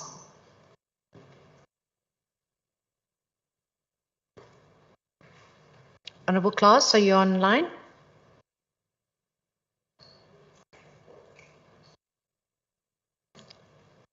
Honourable Klaas, last call. I'm not sure what's happening with the EFF's connections today. Honourable Klaas? No. I'm going to then move over to Honourable Van Vogel. Hey, now we sabotage. I'm online. Sorry, Speaker. Are you there? I'm very happy to hear your voice. Yes, You I'm may here, proceed, Speaker. Honourable Klaas. Yes, Speaker. Thank you, Speaker. It's more than 8 years now since the GF Joster Hospital was commissioned. And to this day, people in the Klipfontein area, which comprise Menenberg, Gulet, and Nyanga, are stranded as their right to access medical health care are violated.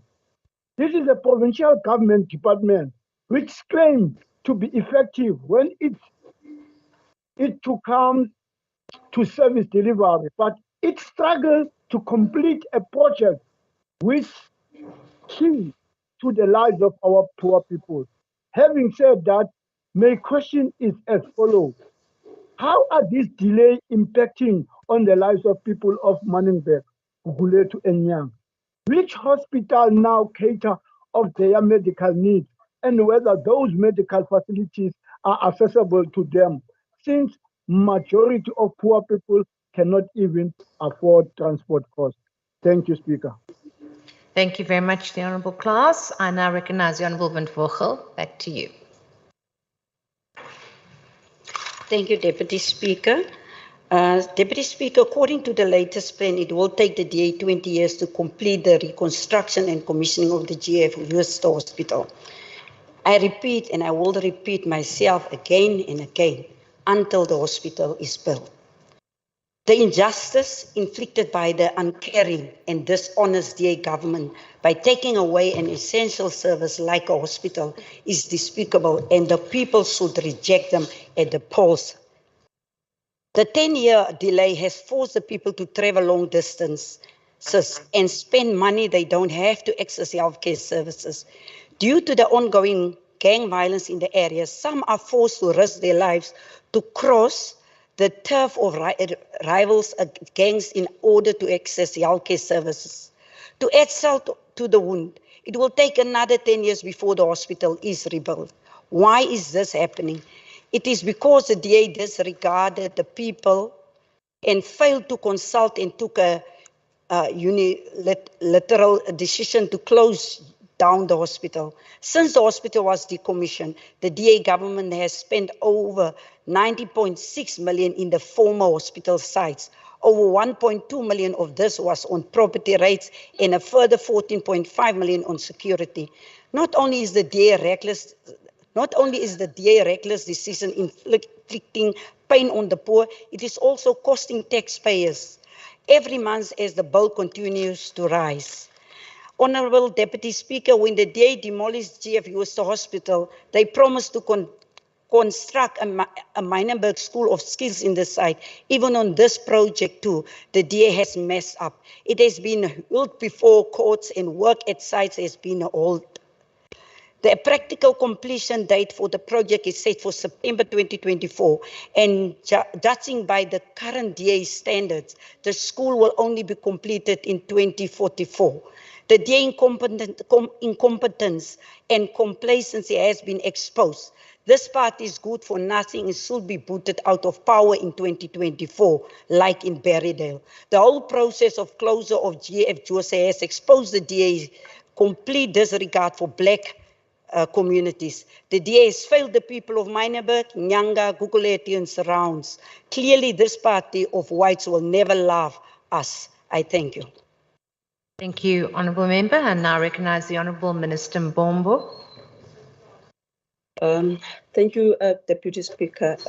Listening to Member Van Vogel, one will assume that there is a benchmark when she's talking about DA failures in the health system.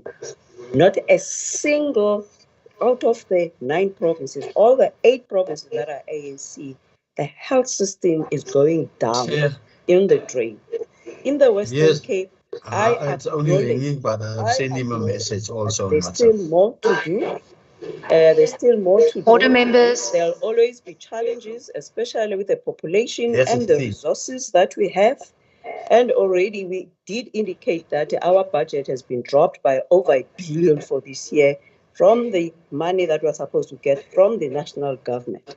And also with the issue of the load shedding that has also been perpetuated by the failure of the ANC government, where there's no money that has followed, that we have to make things happen.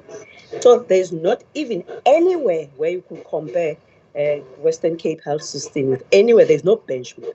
But back to the Jooste Hospital, we acknowledge that this supposed to have been gone up, but the issue was about why would you build a level 1 hospital again on that site that was actually less than even 4 hectares, instead of building a level 2 hospital that will be specialized. Take into consideration that the then Jooste Hospital was not offering services for children, or offering services for women, and also it was not actually having the whole packages. And when we opened the Heideveld EC, because it's not that we left the space empty, because Heideveld EC, which is a 24, it has to take that consideration. But again, the issue of the budget now, that in terms of the resources, and also other competing resources that we need to look at. But as I can say, Speaker, that one thing that I promise, which I still promise, that it's not only the Jooste Hospital, Clayton Regional Hospital that's going to stand, even what doesn't matter how much it will take because of the resources, but also the Tigerberg Hospital, the Tertiary Hospital, Missenberg Hospital, and also the Bella Hospital that is going to come up. So thank you, Member Victorious, in regard to giving such a support.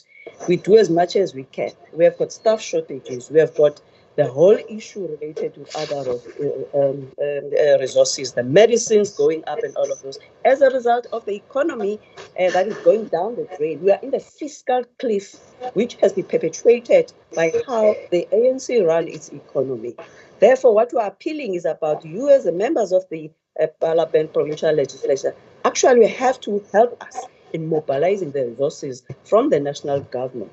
Even that, we have got a 1.5 billion that end up dropping, which is equal to the 1-year budget of both the 3 hospitals, annual budget, Khayelitsha, Mitros Plain, and also the Kalpurno Hospital. Thank you, Speaker, Deputy Speaker. Thank you for all for the contribution. Thank you very much, the Honourable Minister Mbombo. That brings us to the end of interpellations. We will now, in terms of Rule 202, deal with questions as printed on the order paper. It is cold. I will ask if the temperature can be raised. I will certainly do that, please. It is very cold. I would just like to remind members in terms of questions that there are 4 follow-ups, and I will give the opportunity to the member who posed the question the first bite. So we will move over to question 3, which stood over from Thursday, the 9th of March. I recognize the Minister, Mayor. Baie dankie agbare adjunct speaker en ook baie dankie aan ons agbare Kasim van die EFF en ek wil daar ook bedank dat sy ingestem het dat hierdie vraag kan oorstaan as gevolg van my ander verpligtinge. So baie dankie vir daardie geleentheid. Agbare Kasim en lede van hierdie huis, die Wes-Kaapse Departement van Landbou het tot op hede nog geen cannabisprojekte ondersteun nie, behalwe vir die navraag wat ons sedert 2006 van verskeie rolspelers ten opsigte van die lisensiering vereistes ontvang het. Benewens hierdie navraag is daar ook geen ondersteuning van die departement spesifiek versoek nie. Soos die agbare lid weet, het ons ook onlangs 'n cannabisplan en hempplan bekendgestel en hierdie plan het sy hoofdoel is om dus ook 'n roetekaart, 'n plan van geleenthede en uitdagings in die cannabis en hempproduksie en verwerking en die agriprosesering vir die landbousektor van die Weskaap daar te stel, veral met die oog op ekonomiese ontwikkeling en werkskepping.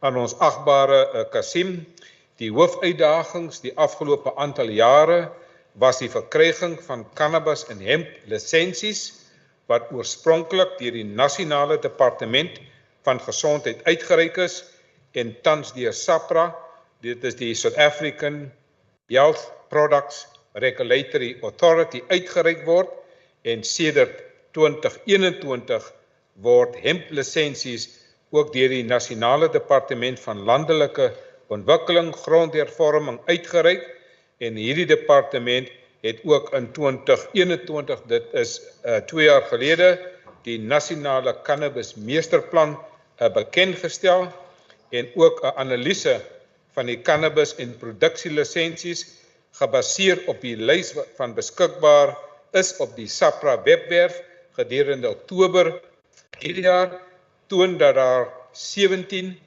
lisensies in die Weskaap uitgereik is wat 23% is van die totale lisensies in Suid-Afrika en hierdie lisensies is uitgereik in die Weskus, Kaapse Wynland, Kaapse Metro, Oeverberg en die Klein Karoo met die grootste konsentrasie ook in die wynlande. Agbare adjunct speaker en agbare Kasim, ook in terme van die hemp permitte, toon die laaste gepubliseerde inligting dat daar 11 permitte in die Weskaap uitgereik is met 300 permitte nasionaal. Hierdie permitte is oor die hele Weskaap versprei en in 'n poging om belangstellende rolspelers in die produksie en prosesering van beide cannabis en hemp te ondersteun, het die Weskaapse Departement van Landbou die ontwikkeling van die Weskaapse Cannabis Raamwerk en implementeringsplan vir die landbousektor opgestel. Ek het dit onlangs bekendgestel in die media en ek gaan ook binnekort dit na die Weskaapse kabinet neem sodat ons ook verdere ondersteuning daarvoor kan kry. Hierdie plan is ook gefinaliseer op 28 Maart vanjaar toe ek my hoofbegroting ter tafel gelê het in hierdie huis en in die plan, agbare adjunct speaker, word inisiatiewe vir die departement as ook ander provinsiale departemente en vennote uitgelig wat dan die grondslag vorm vir ondersteunende benadering gekoppel aan die pilare van die nasionale cannabis meesterplan. Die agbare lid vra dan ook spesifiek of 'n sekere bevolkingsgroepe hierdeur spesifiek voordeel getrek is. Die antwoord, agbare junk speaker, is dat geen persoon het tot dusver ondersteuning ontvang nie, omdat daar nog geen aansoeke ontvang is nie, anders as die groot uitdagings tot permitte wat deur SAPRA of Dalraad uitgereik word nie. Dankie agbare adjunct speaker. Baie dankie, Minister. I recognize first the Honourable Kasim who posed the question. Honourable Kasim, I see you online, then I see Honourable van der Westhuizen and Honourable Moran. Honourable Kasim? Thank you, Deputy Speaker. It's good to hear you. Missed half of the. Thank you so much. It wasn't an issue on my side. It was an issue on your side, on IT. But I missed half of the minister's response. I did, however, read through the PDF documents that were provided, and based on those documents that I received from the department, the cannabis licensing for purposes of farming is regulated by the South African Health Regulatory Authority. They operate nationally and they are the ones issuing licenses to farm cannabis for medical purposes.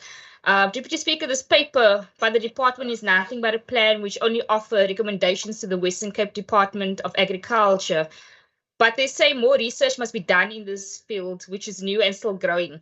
The paper also does not respond to the question so far as it relates to how many cannabis projects in this province did this department assist, and how many black people did this department assist to set up cannabis farms in the province. It only mentions that according to the South African Health Regulatory Authority, the province only has 17 licenses in the hands of cannabis production holders, which only represents 23% in the whole country, according to page 5.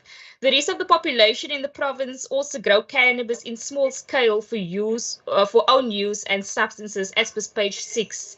They conclude in this document by speaking about what they want to see as potential outcomes of this growing agricultural sector, and they say going forward, as the sector grows, it must be able to create job and livelihoods, have an impact on the economic growth of this province, and transformed rather. However, they say this can only happen if the regulatory space is opened by national, as well as addressing the value chain integration issues.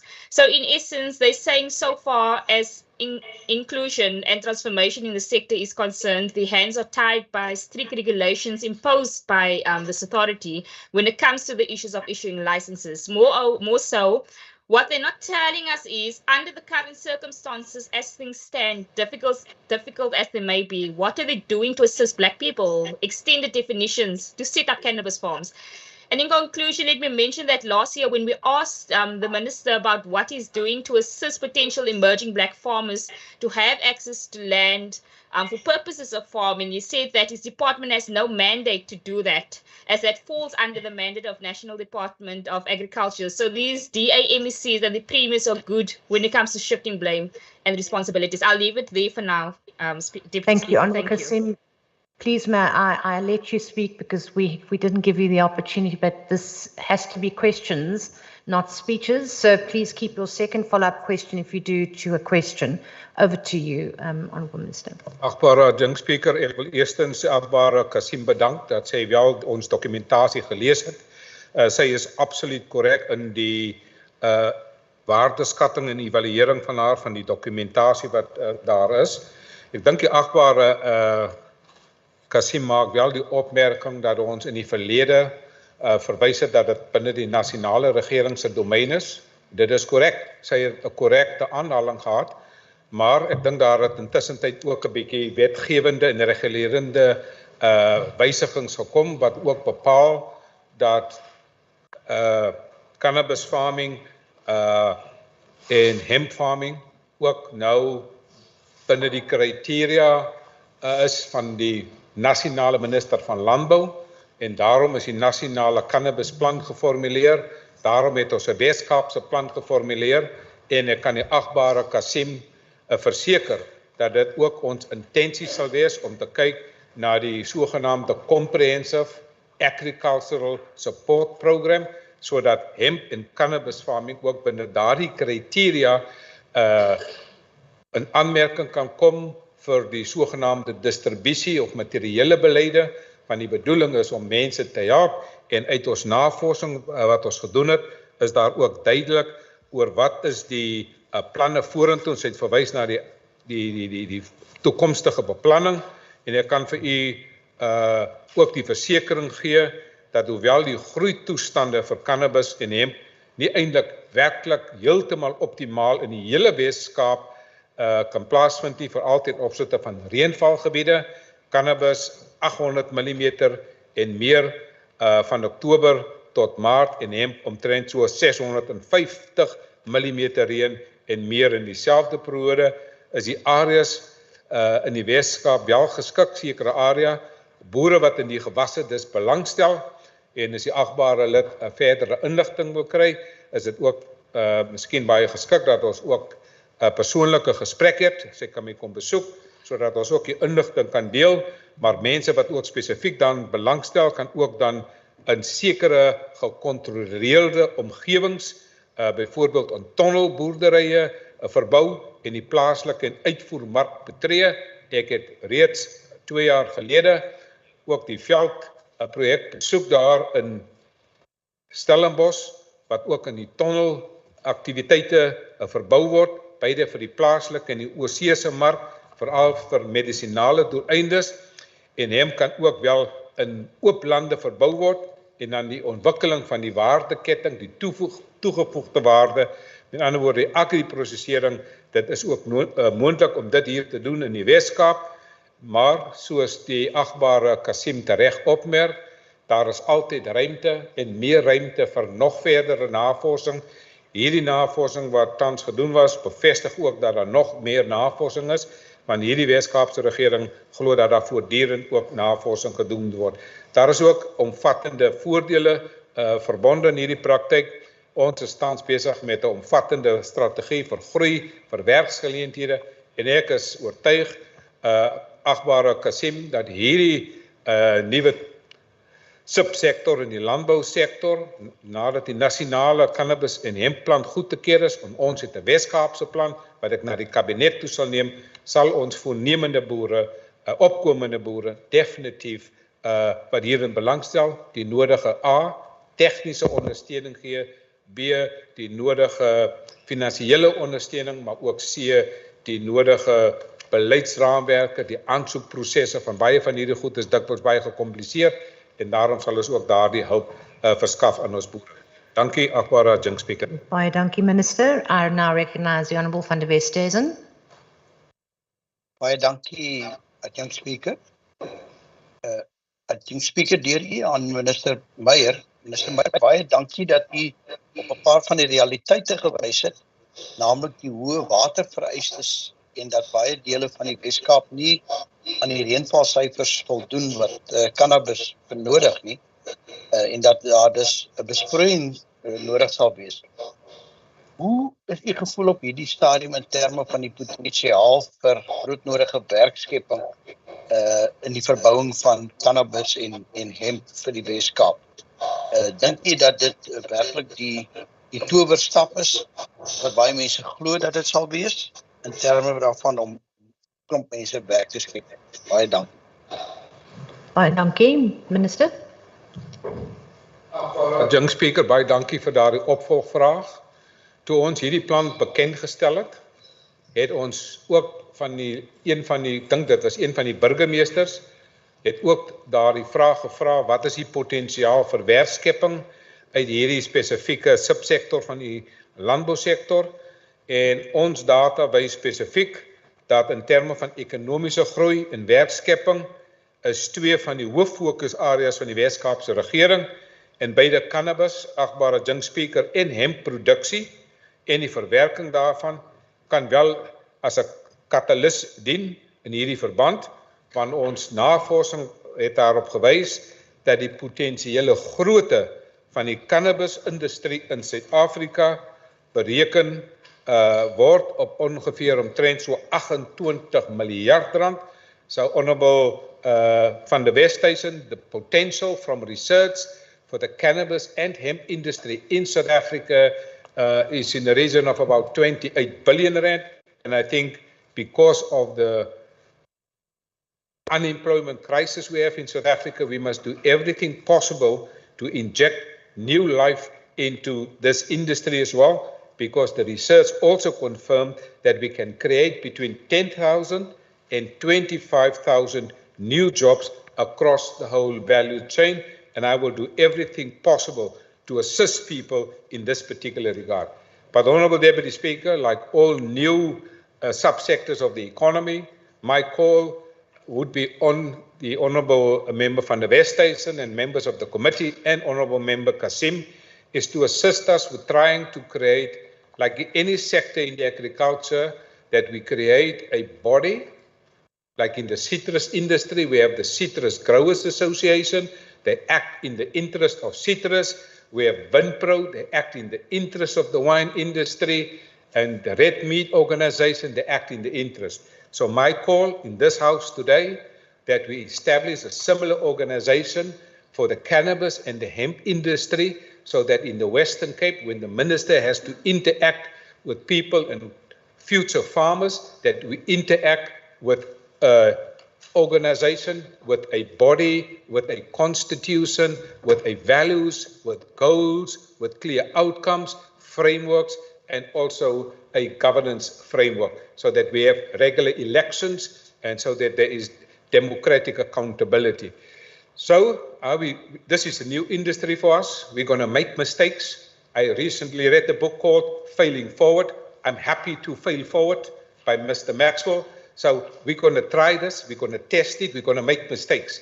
And so the request to members of the committee, once the cabinet has approved, Mr. van der Westhuizen, the plan and the framework and the management implementation plan, I would appreciate if the chairperson of the standing committee, Mr. van der Westhuizen, could invite the department to make some further submissions and to further ask us some questions, and even difficult questions, because once you have difficult questions, you sharpen the saw.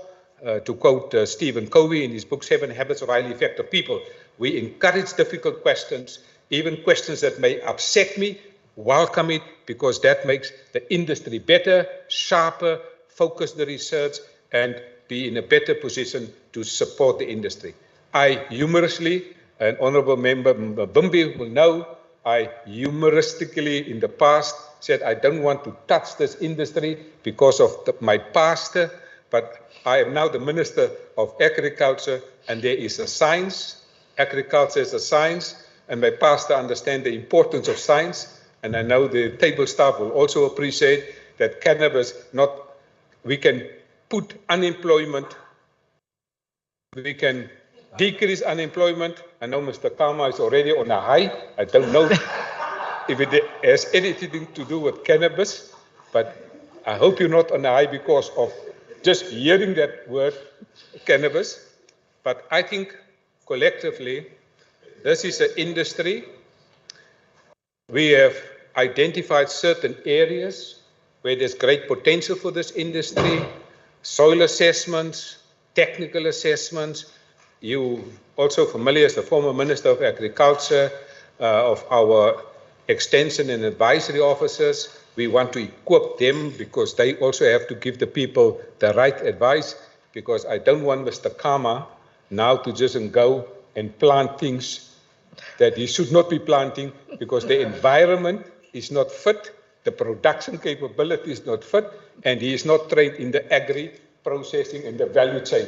So Mr. Kama, if you want to experiment with hemp or cannabis, but if you maybe want to, as a member of parliament, you have a constituency, and members of your constituency may approach you and say, you're a member of parliament, how can you help me? I want to grow into this business, and then you must be able to help them. So you must have an interest, and you must be on a high when you give them help. And that help, not too high, but you must be able to give them enough energy. But on a more serious term, there will be a rollout. I plan to have a cannabis summit together with the Department of Health, the National Department, Wesgro, the Department of Economic Development, the City of Cape Town mayors, because this is a new economy, this is a new growth potential, and we believe the growth potential can unlock a number of opportunities. Yes, part of the regulatory framework, this is exactly what the Premier said. And Honourable Deputy Speaker, the best place, Honourable Member Kama, for cannabis, according to the research, and I'm not sending you now to there, you must stay here, is in the Eastern Cape and in KZN. You know, the best areas, and I want them to succeed. That's why I'm not interested that the Western Cape succeed. I'm interested that South Africa succeed.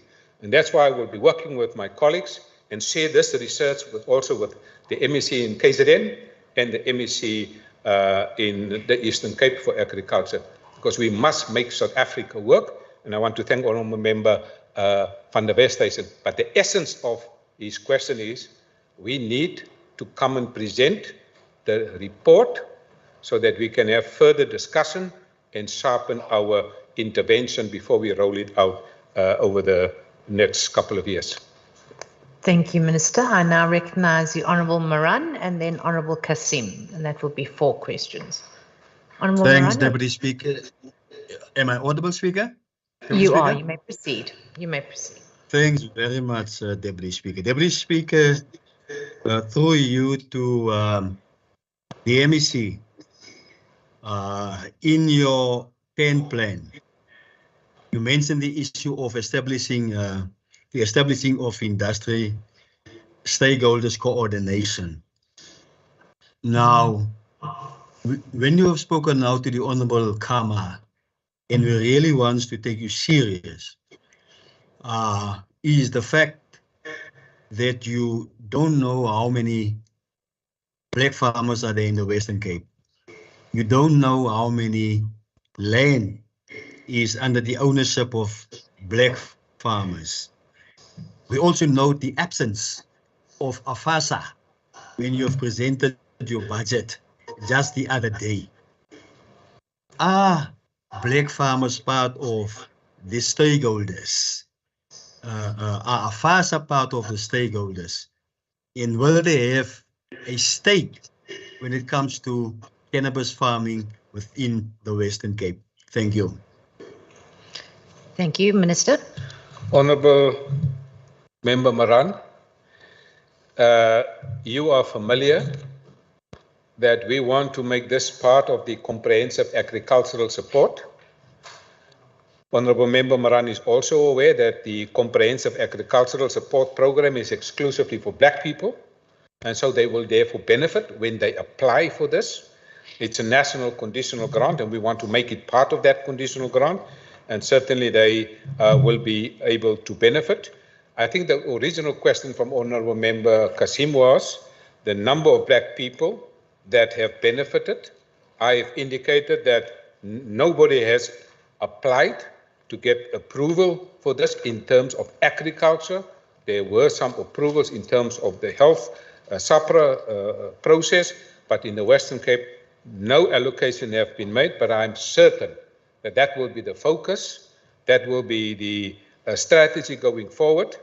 Then Honourable Member Maran has asked me now about AFASA. Well, I would very much like to ask, well, it's not my time to ask, I must answer, but I would very much like to know from myself, AFASA, I would like to see their constitution. I would like to see when last were the elections, because like I now mentioned, in terms of the governance framework for the hemp and cannabis industry, I would very much like a regulatory governance framework. And the question is, will AFASA, obviously, anybody that is coming into the picture, the principle of this government is social inclusion. So the answer is indirectly yes. Anybody in any organization that meets the criteria and can submit audited financial statements are very welcome to apply. And I hope that AFASA can produce to us their constitution, their membership, and give us audited financial statements.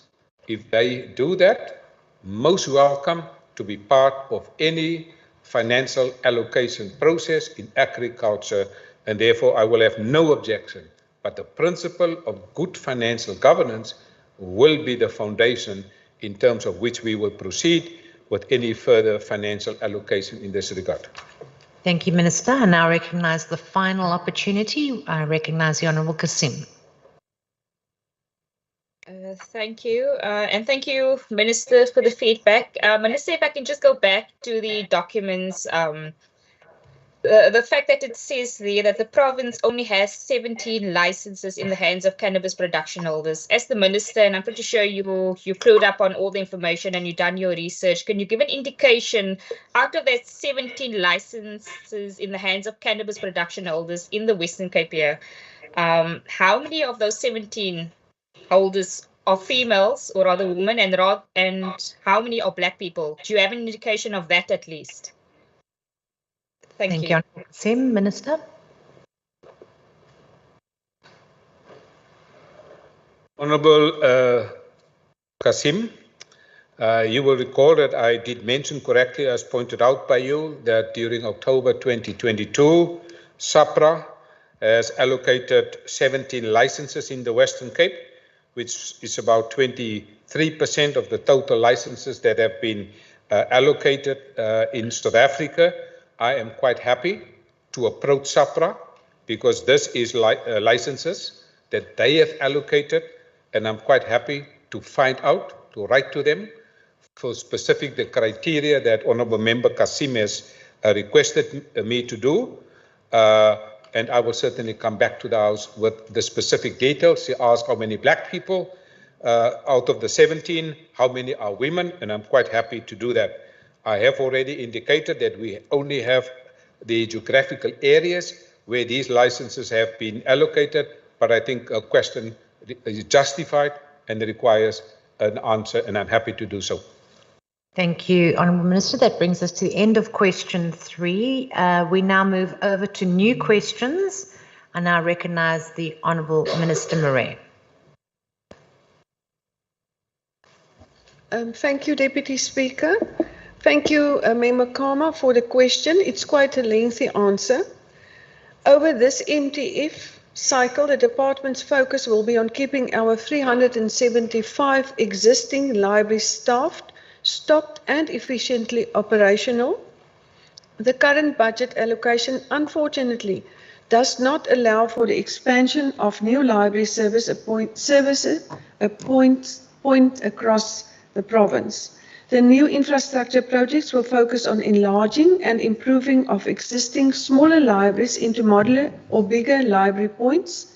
In this regard, we are funding 850,000 towards a modular library in Overix in the Breda Valley and 850,000 to contribute towards a modular library in Wagenmakers in Drakenstein.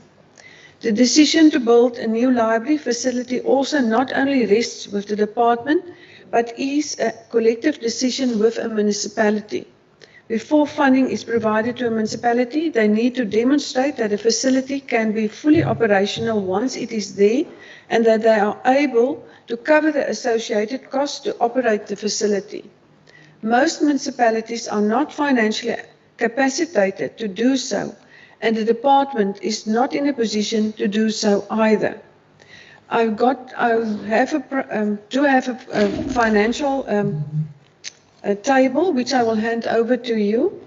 That indicates the budget allocations for the past 5 years for the National Community Library Services Conditional Grant and the Municipal Replacement Fund. In 2020 and 21, a substantial budget cut is observed due to the COVID pandemic. The budget then increases only marginally in the subsequent years, trying to catch up to pre-COVID allocations, which was inadequate to begin with. And with this current funding trajectory and budget uncertainty of the National Community Library Services Conditional Grant and the Provincial Municipal Replacement Funding for vulnerable municipalities, the grants can simply not afford the establishment and operationalization of more libraries. The existing grant allocations does not allow for the establishment of new or upgraded facilities, as the lion's share of the grant allocations are to maintain and operate our existing facilities. And notwithstanding the above, the department makes every endeavour to assist where the need for library service is the most critical, subject to municipal capacity and budget availability. To this end, in the 2022-23 financial year, funding has been made available to the Theewaterskloof municipality for the Berevel Modular Library and to George municipality for Touws Ranton Modular Library. In the 2023-24 financial year, the department will provide funding for the erection of the Wagenmakers Modular Library in Drakensberg and Overex Modular Library in Brede Valley, respectively. And the second part, you've asked how many municipalities have been engaged and shown interest in the initiative of wheelie bin and container libraries. I've got a list of 11 library for modular requests, 11 places in George, Pitou, Breedevallei, Drakensberg, Laingsburg, Swellendam and Witzenberg. I will also hand this over to you. And municipalities provides the department with a request for funding annually. And the allocation of funding is subject to available budget and the adherence of compliance to the Western Cape Library Services norms and standards for public libraries. 10 municipalities has indicated the need for modular library facilities, while only 1 municipality indicated for container libraries. And no municipality has indicated the need for wheelie wagons, and we have 21 wheelie wagons that's rolled out in our province already. And it's in Eden, Cape Winelands, Overberg in West Coast District. Thank you. Oh, also in the Central Karoo. Thank you, Minister. Honourable Kalmer.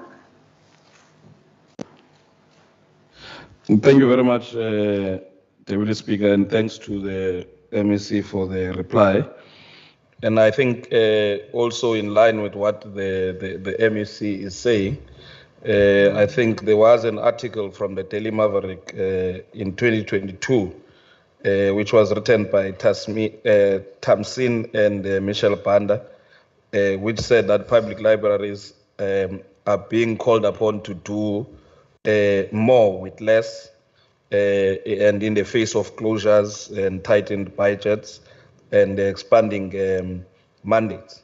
I therefore want to get an understanding now with this decision that was made by the department, or the announcement that was made by the MEC, that there will be no new libraries that are built and that some will be supported with these containers and wheelie bins to provide the service. I therefore want to get an understanding, Deputy Speaker, as to how will this decision impact on library services in the province, especially in those areas where the department has closed down libraries in the past. Thank you very much. Thank you. Minister?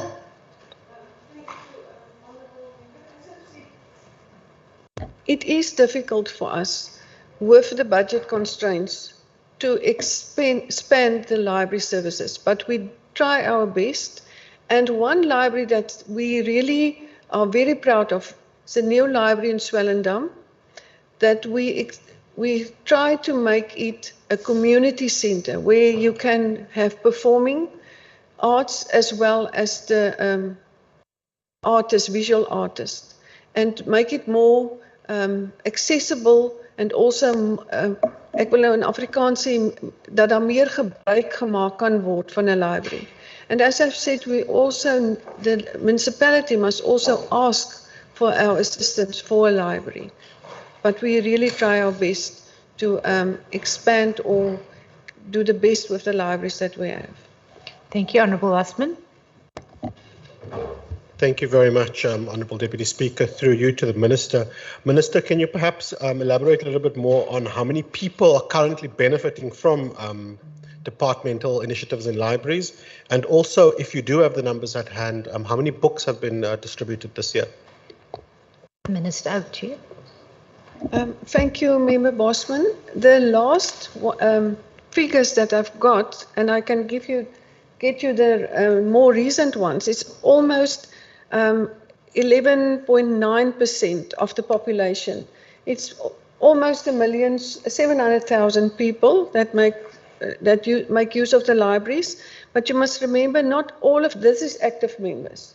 Not all are active members. They use the library, but they're not an active member. And 7 million books were issued before COVID, and just for now, and before COVID was 15 million. Thank you. Thank you very much. Honourable Kama. No, thank you very much, Deputy Speaker. And I think the difficulty that one has, Deputy Speaker, is that every time when a particular service can't be improved, we're told about budget cuts that happen national. But we've seen here in this province where the Premier can go around, and we have seen in this province where the Premier can go around, does his magic, and come with $1 billion to fund what the government is. Order, members. To fund what the government says it wants to deliver, like the boots on the ground. Now, what I don't get is how is the government of the province committing, because there are areas where libraries would have been closed and there's no service in that particular area. There are areas where libraries would have been banned, and I think as the ANC would always cautioned against people who are destroying public property as they disadvantage others in that area. But at the end of the day, children in those areas can't be left to a situation where they do not have a library. Now, the question that I want to ask to the MEC is whether this decision to no longer build new libraries, especially in areas where there are libraries that would have been closed. I think of Witzenberg in Ceres, where their library was closed. Now, I want to understand whether is there a moratorium now as to that there are no other libraries that will be closed, because even if you think of Imizamoye 2 library, which was closed due to mudslides causing foundation to be unstable. So how is the government committing that it is going to ensure that the service of libraries is provided in those areas? Thank you. Thank you. Minister. Thank you, Member Kama. As I've said, we really try our best. And in Ceres, it wasn't closed. The community burned the library down. So we put it on the right on the bottom of the list to rebuild that library. And then also, you know, most of our areas do have a modular library or a mobile library. And I'm very proud of what the Department of in the library section is doing in the province to make libraries accessible to all the communities. Thank you, Minister. Honourable Bosman. Thank you very much, Honourable Deputy Speaker. Honourable Deputy Speaker, through you, last year we were alerted to the fact that the National Department of Arts and Culture was planning to spend 22 million rand on erecting a flag.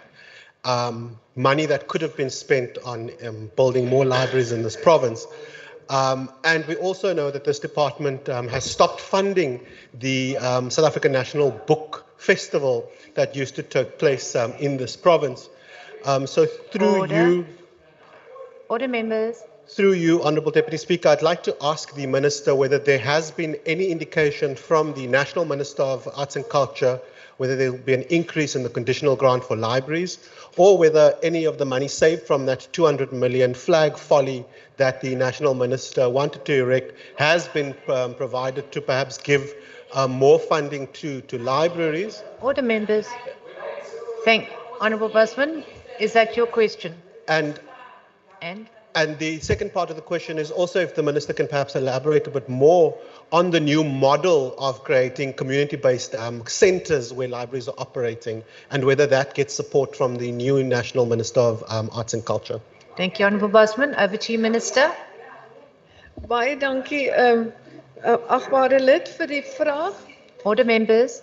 Ek wil net noem dat ons het geen indikasie van die nuwe minister of ons enigstens ekstra befondsing gaan kry vir biblioteke. En ons het ook geen indikasie op hierdie stadium wat gebeur het met die 22 miljoen van wat die gebruik is vir die vlagpaal nie, maar ons het op die 24ste en die 25ste April 'n minmek wat ek wel die vraag sal vra en dan kan terugkom na u toe daaromtrent. En dan die gemeenskapsgeoriënteerde biblioteke wat ons nou in werking gestel het. Soos ek genoem het, byvoorbeeld Swellendam is 1. Doen ons absoluut op ons eie befondsing. Dit is 'n inisiatief van die Wes-Kaap en ons kry geen ondersteuning van nasionaal af nie. Baie dankie, Minister. That brings us to the end of question 1. Question 3, honourable members. Honourable Van Vogel. Honourable Van Vogel. Swellendam, ja. Okay, I'd like to proceed. Question 3 is been withdrawn. We now move over to question 4, and I recognise Minister Mackenzie. Thank you, Deputy Speaker. And I must say, this is my first question on oral reply. So thank you very much, Honourable Mbimbi.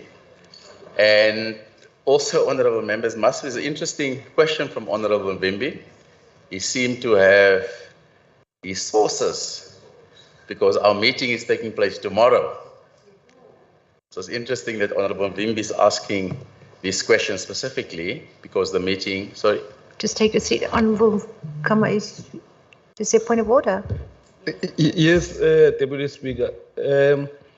According to the question paper that I have, we were now supposed to go to the question of Member Barnes to the Minister for Police Oversight and Community Safety. That has stood over, apparently. And in that, because I was checking now, because the practice would be that if the MEC won't be here, would inform the member that asked the question. And when I asked Member Barnes, she was not informed of any of that.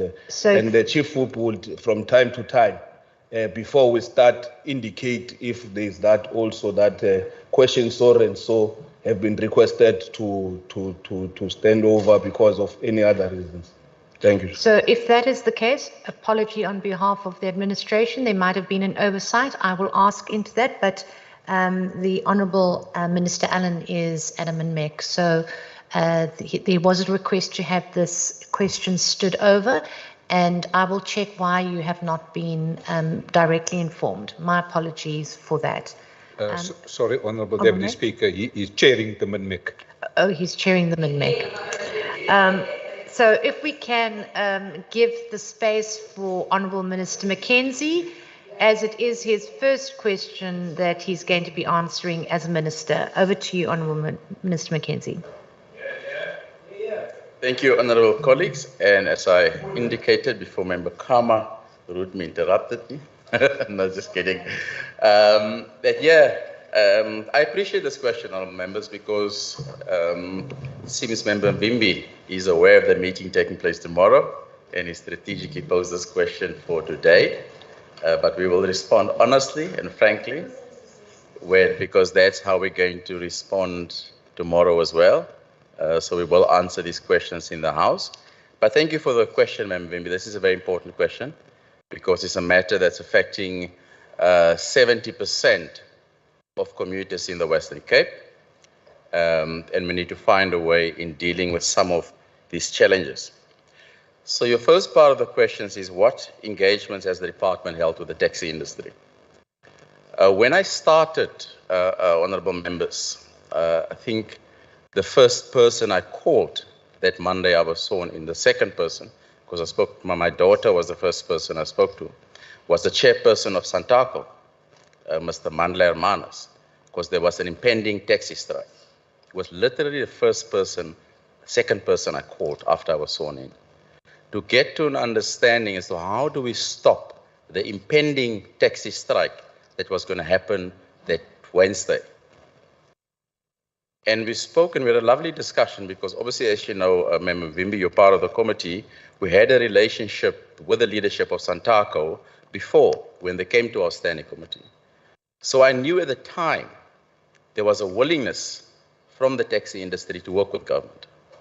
They were not averse to working with government, but there are obviously elements, part of the of the taxi industry that were not so eager to meet with us, but there were elements that were willing to work with us. So I did reach out to Mr. Amanda Armanis, and we subsequently had a great meeting. So let me point out first on my formal answer, which we will submit to you, Honorable Vivi, via you, and because this now becomes matter of public record.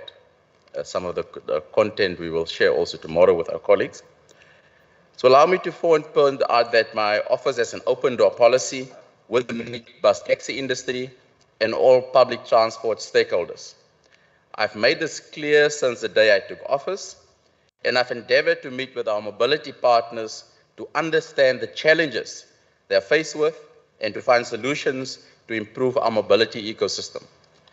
Because it's just not about the taxi industry. I think sometimes individuals, and not everybody, maybe there are individuals who just try to regulate or deregulate our transport industry to the taxi industry. There's an ecosystem that exists, which is the taxi industry, the bus industry, the rail industry. I've myself traveled on bicycles. So there's an ecosystem that exists. But for whatever reason, everybody seems to focus on the minibus taxi industry when things go wrong, or sometimes when things go right. So I wanted to find a solution that will improve the mobility ecosystem and how the minibus taxi industry feeds into that mobility ecosystem. And the story that I always tell at every meeting, including last week with my meeting with the national minister, including the PRASA board members was at that meeting at Cape Town Station. I'm happy that my colleagues, Member Darkmore and Member Kondra, also joined that meeting subsequently. And I told them the story about how I used to travel. And it gives an understanding for those who don't understand the public transport sector. I used to take a taxi from Steenberg to Retreat Station. Retreat Station, either the taxi or the bus to Cape Town, and then subsequently the taxi to Sea Point. So there was an ecosystem that existed. And that ecosystem, for some or other reason, has been deteriorated or destroyed the last 16 years. And the reason I tell that story, because I wanted to paint a picture, is how do we build that ecosystem up? So once we start isolating it to the taxi industry, the trains, the buses, we're not trying to find a way to integrate this ecosystem. So that's why, and obviously predate my time, I can understand the Premier's vision as to why he calls it the mobility department. Because there's an ecosystem that must exist together, a mobility ecosystem. Because previously it was just a transport system. You're a bus, you're a taxi, you're a train. Now it's an ecosystem. So I've shared the vision that the Premier had. And that's why we want to work together with our colleagues. So our office, Honorable Mbimbi, we fully understand that the role the minibus taxi industry plays in this ecosystem because they are partner in this ecosystem. They don't stand alone in a transport system. And that's why we are looking at how all of us can enjoy the full range of economic, educational opportunities that our province has to offer. Because we believe people must get to and from work safely.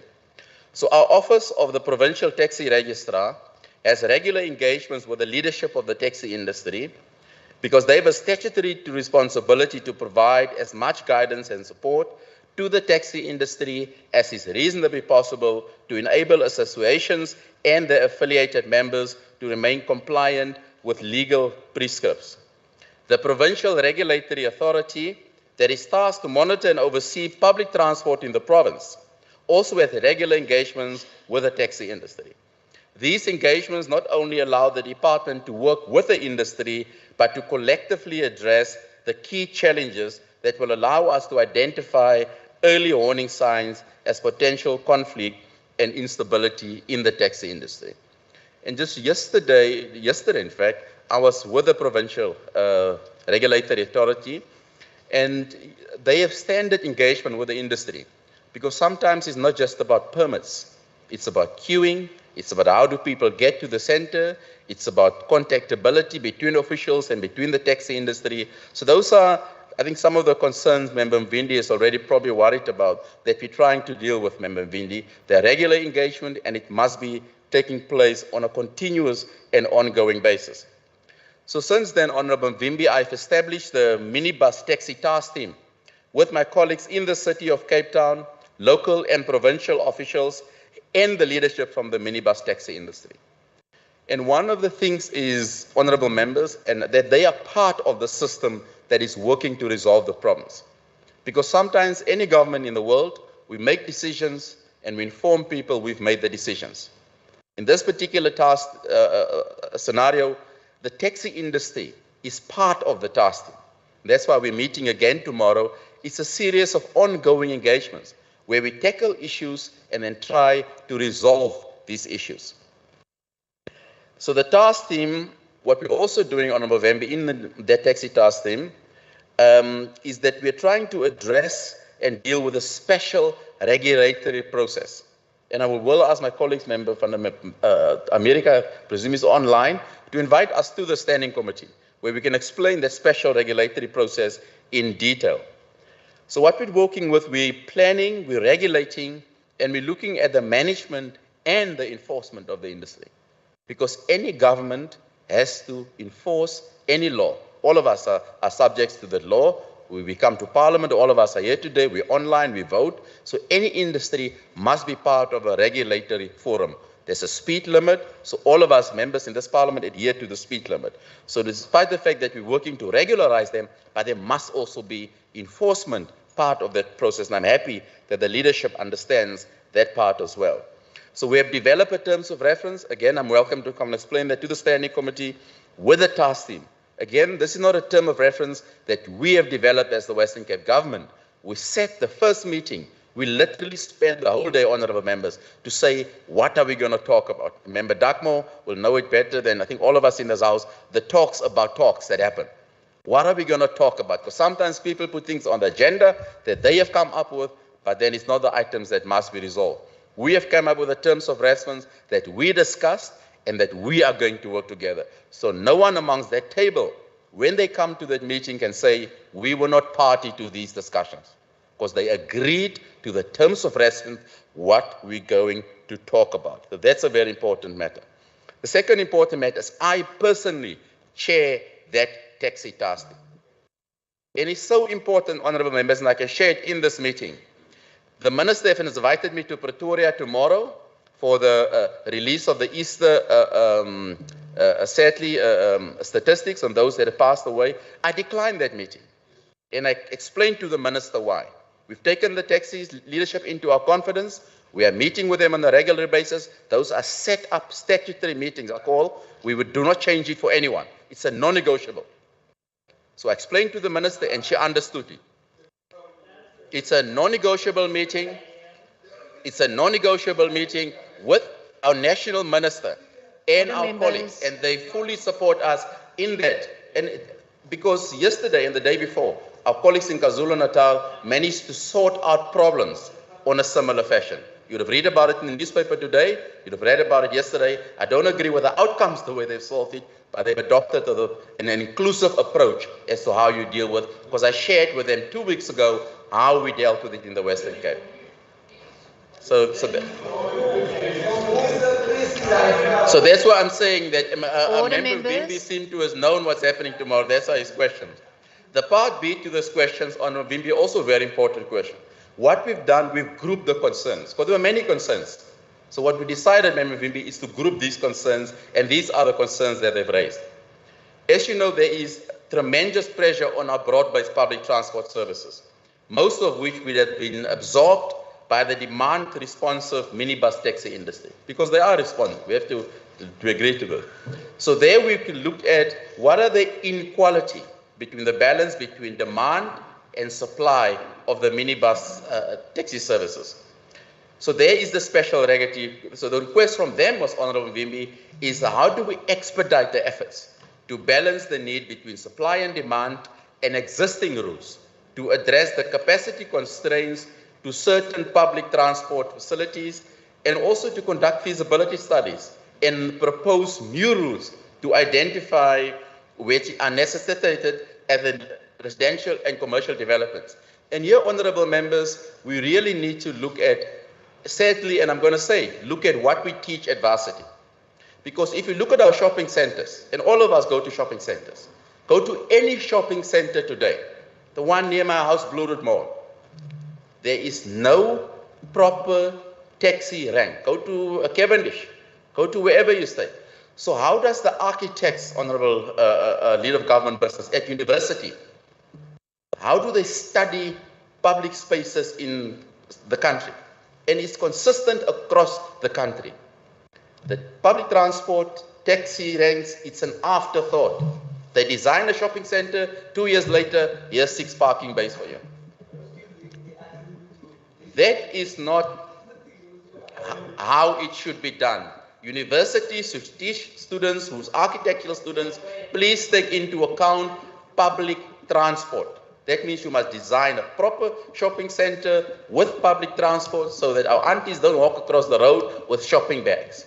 And that is the original sin, actually, honorable members. If we change our architectural design at varsity, that is how we can address some of these matters. So it's valid concerns that are raised.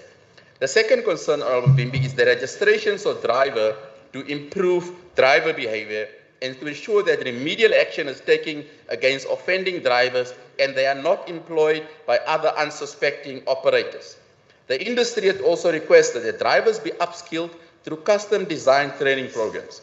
Honorable members, a few weeks ago, you saw the horrible situation where the woman was thrown out of a taxi because she didn't pay taxi fare. Now that was clearly behavior from the taxi gachi, as we know it in Cape Town. That gachi was supposed to be trained and developed by the taxi industry to ensure that if somebody don't have money, they must find out why you don't have money. The solution is not to throw people out of a taxi. That is not something that all of us can work with. So we have to work with the industry, honorable members, to upskill our drivers. We've seen it happens at Mitchell's Place, Khayelitsha, at many other taxi terminals. Sorry. Take a seat, Minister. Honourable Deputy Mimbi. Speaker, I've asked a question and the minister is trying very hard to answer my question. But the minister's got 2 praise singers who are actually drowning, who are drowning us, and we cannot listen now to the responses. If you may please speak to the minister and the praise singers. That's Honourable Minister. Honourable Deputy Speaker, I will refrain from making any comments except to know whether the minister that is performing so well is available for a national minister. Honourable Minister Mackenzie. Honourable Minister Mackenzie, you've got 3 minutes, which includes response. So either you are going to allow anybody to respond, but about 3 minutes, I might give you 1 response and then we call it a day. Sure. So perhaps you want to give that time. I've got so much more, Honourable Deputy Speaker. I can imagine, but we... Okay, let me try and rush quickly. So how do we improve that driver behavior, Honourable Members? In Mitchell's Plain, in Khayelitsha, and all those places. So that is why the taxi industry is also asked for. The third thing is the tracking technology. Honourable Members, as you know, we have with great success in the past with the tracking. And interesting, Honourable Members, a few weeks ago I was in Gauteng, where I met with SA Taxis, a big funder of the taxi businesses. And they had incredible tracking technology. They can see real time where their taxis are, where their taxis are driving. So imagine that taxi in Delft, Honourable Member, had one of those taxis on. We could have tracked that taxi that threw that auntie out of a taxi. So there is a way we can assist them and work with them, Honourable Vimbi. The fourth one, Honourable, is the branding and legal. No, Honourable, please speak to Honourable Baku. Honourable members, please. The fourth one, Honourable Members, is the branding of legal and transport vehicles to allow others to distinguish between what is legal, what is illegal. That's a fair request, Honourable Vingi, from the taxi industry. So all of us know if you've got a driver's license, Ricardo can drive or you don't. If somebody has a gun, you need a gun license or you don't. So that's a legitimate concern. The other one, Honourable Members, is to the conditions about wrongful impoundment. If a taxi is wrongfully impounded, any of us, somebody pulls you over, they take you, your car, you're going to be aggrieved as well. So how do we deal with that matters? And on the agenda for tomorrow, actually, Honourable Vimbi, it is that matter. That's why I'm saying you know very well what's happening, and I appreciate that you're very well informed. Both my department and the industry leadership are quickly aware that we must work together to find suitable solutions for these concerns within the parameters of the law. We agree that enforcement is a non-negotiable, and they have a collective responsibility to ensure there's a safe and dignified transport for commuters. I must point out that the planning, regulation, and management of the public transport is a concurrent responsibility of all spheres of government in terms of the Constitution. All spheres of government and organs of state have a constitutional responsibility to consult each other and to cooperate with one another on matters of mutual interest. We also have a duty to coordinate our actions and our legislations. In this particular case, the task team is a coordination between ourselves, the City of Cape Town, and the minibus taxi industry. And that is how we're going to resolve the concerns that they raise. Deputy Speaker, I can continue, right? No, I see you're looking at me very angrily. No, I'm now. We've now got to full 90 minutes. So even if you stop now, it would not be fair to continue asking questions, because there's an asking question and there's a response, which could take another 30 minutes. So I will submit my formal response. Okay. I'm not sure that it can, but maybe you want to finish off, Minister, and then provide some of that feedback We will to give the Honourable written Wimby response. perhaps No, tomorrow. I just want to say thank you to Honourable Mbimbi Yes. for this question. It's a very important question. I think the people of the province wants to know, what are we doing to sort out the public transport? And this is a critical question asked ahead of a meeting tomorrow taking place. So thank you, Honourable Wimby. You're clearly well resourced. Thank you very much, Minister, for your indulgence, and apologies, Honourable Wimby, for the follow. Tomorrow probably might be better. That brings us, Honourable Members, to the end of questions for oral reply.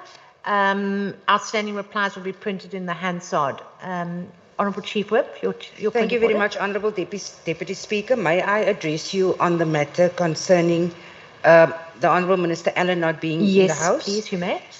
Thank you. Earlier on, the Honourable Barnes was not aware that the Minister is going to be in the House.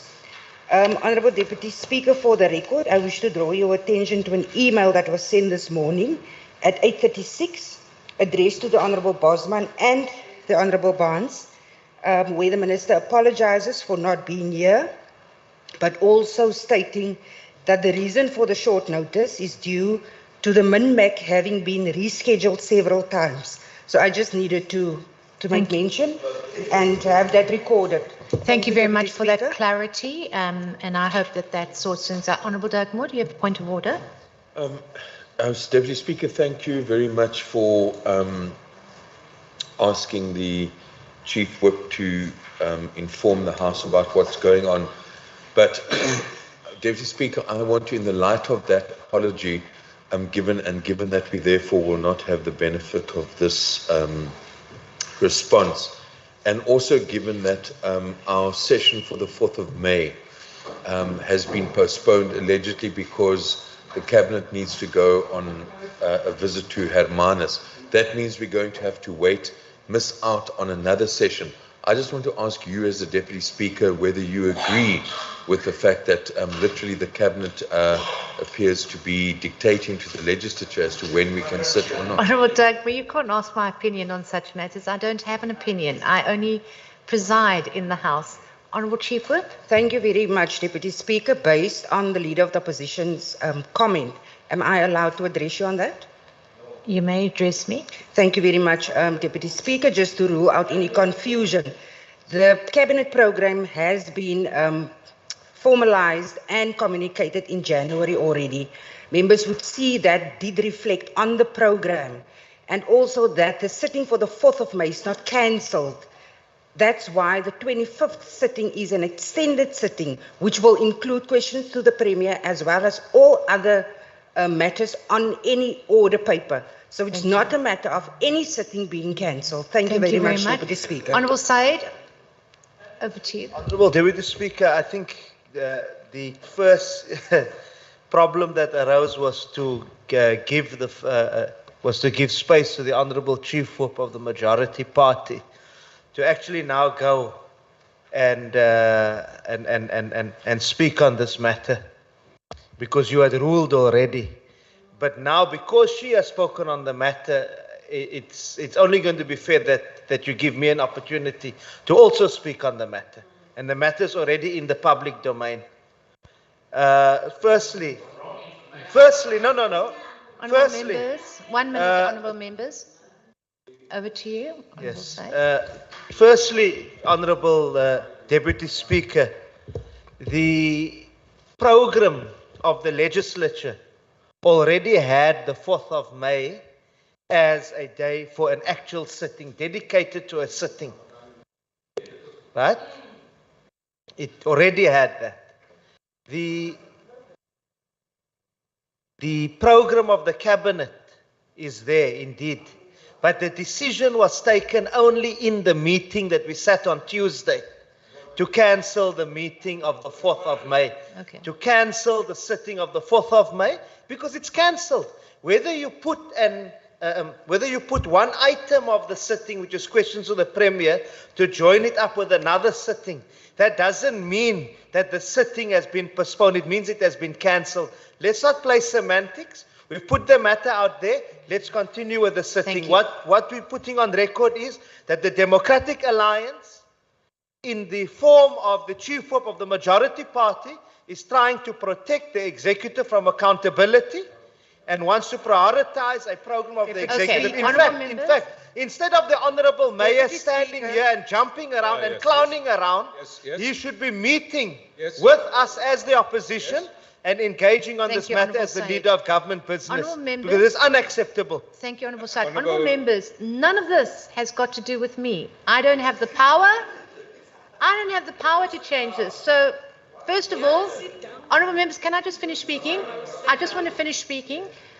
The programming authority, of which I am not a committee member, sits with the Chief Whip, and whoever's on the programming authority must raise this. So, please, I preside. I cannot have an opinion about this. If it's changed, what changed, I'm not sure. But that is the prerogative of the chair of the programming authority. It is totally an internal matter. Honourable Said. Chair, you are absolutely correct. The Chief Whip is on the stage. No. He cannot speak now. Sorry. No. I was recognized by the Deputy Speaker. Do not disrespect the Deputy Speaker. Deputy Speaker has recognized me. Deputy Speaker. Just take a seat. Deputy Speaker, I will give you a voice. I will give you a voice. Deputy Speaker, I actually want to agree with you, Deputy Speaker. I want to agree with you. You are correct. This has got nothing to do with you. And Deputy Speaker, please, honourable members. Deputy Speaker, it is out of order for the Honourable Mayor to bring my religion into this context. This is Islamophobic, and I take strong offence. It is Islamophobic. It is discriminatory. He cannot bring somebody's religion into the context of me raising a valid point. I did not hear it. I will Please listen withdraw to what he's saying. Can he withdraw what he's saying? Can you sit, honourable Minister? Just before I ask you, can I just ask the Chief Whip? My apologies. I think we should not be entertaining this. We were absolutely on track.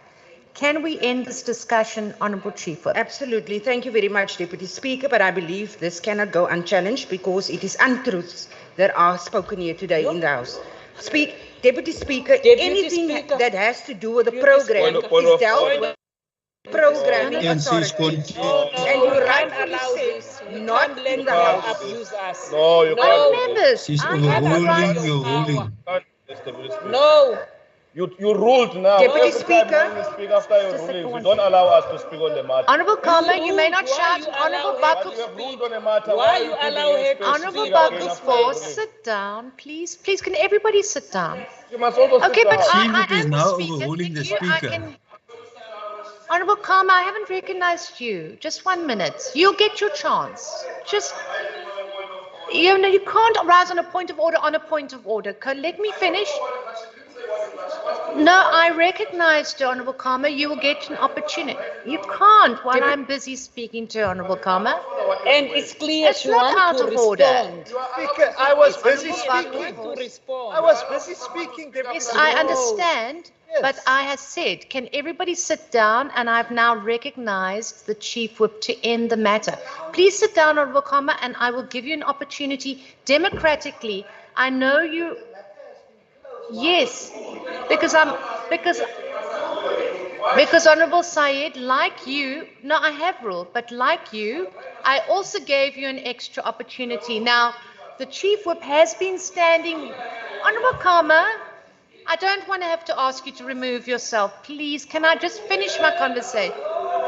I really don't want to. This is, You need to tolerate I dissent, am Deputy tolerating, but Speaker. I'm busy focusing But on the Deputy chief Speaker, whip. she's been given 2 opportunities. I was given 1. Inconsistent You're rule giving on the the matter second and don't allow both of us to speak. She should sit down. I will also sit down, and we continue with Deputy the Speaker, perhaps to make it easier, all I want to say is that I'm retiring on the matter. We Yes, can thank you resolve very this much. in the programming If you can authority. sit this down. Thank you, Thank Deputy you very Speaker. much. Honourable members, this is totally unnecessary. And it's not about being unfair. It has absolutely nothing to do with the sitting. And we are now deviating. No, because there's a chief whip here. Honourable Baku Force, listen to me if you're going to want to get your attention. If the chief whip stands up, the whips or the chief whip of the opposition or the deputy whip of the opposition, I recognize them out of the respect of the positions they hold. I actually did. Both of them stood up at the same time, and I gave Honourable Syed the opportunity. So the chief whip had already risen, and it is in the respect of the chief whip for me to be able to recognize her. But it doesn't help when everyone stands up. I'm quite happy to let you speak, but allow her to finish her conversation or her points of order or her reason for standing up. But what I'd like to do now, if I may, Honourable Karma, I'm going to, if you want to rise on something related to this, but I'm going to finally state, I would like to end the conversation, if I may, and that for us to proceed no further, please can I ask the chairs who are in charge of these matters to handle it internally. May I proceed? Honourable Lacker, you are the chief whip of the opposition, so you may stand up and speak. Thank you, Deputy Speaker. But I hope it's not going to be a belligerent of the same points, but you may speak. In a way, I would like to respond, particularly in the manner in which you have managed this situation. Allow me, Deputy Speaker, to say, having seated here listening to how you were managing the House, I want to believe that the standing rules of this House are used as a weapon to silence members of the opposition. You have indicated right now that Honorable Kama, do not make me to ask you to remove yourself. For me, that is unacceptable, and it immediately sends a message that says rules are used as a weapon.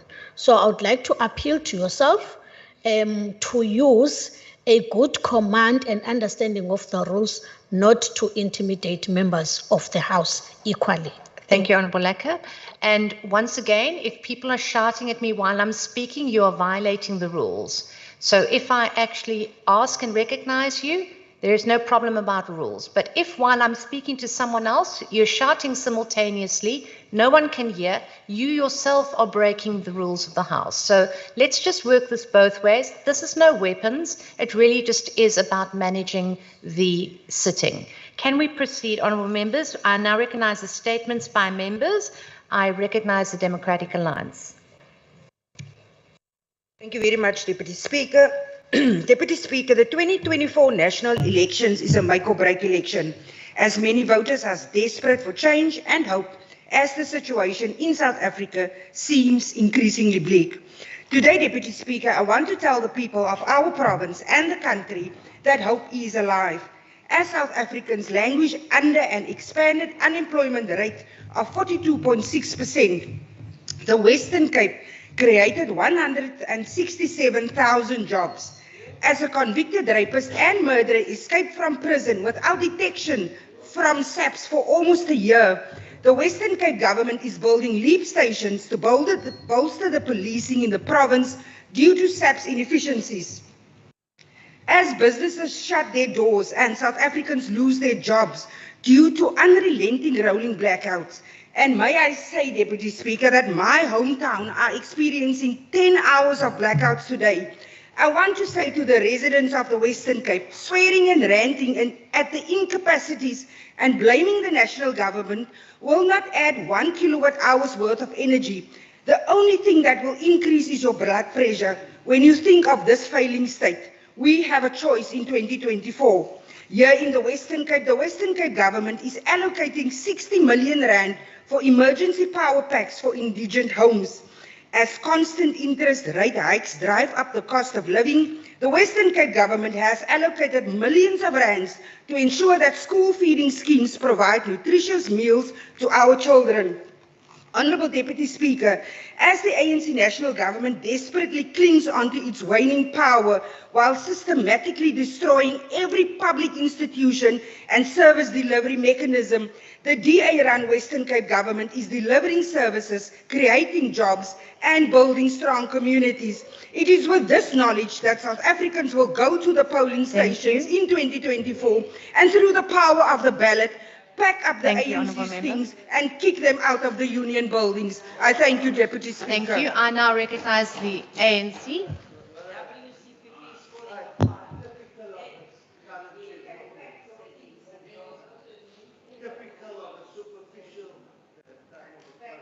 Honourable members. Can I go? Honourable Windvogel, your colleague is standing up.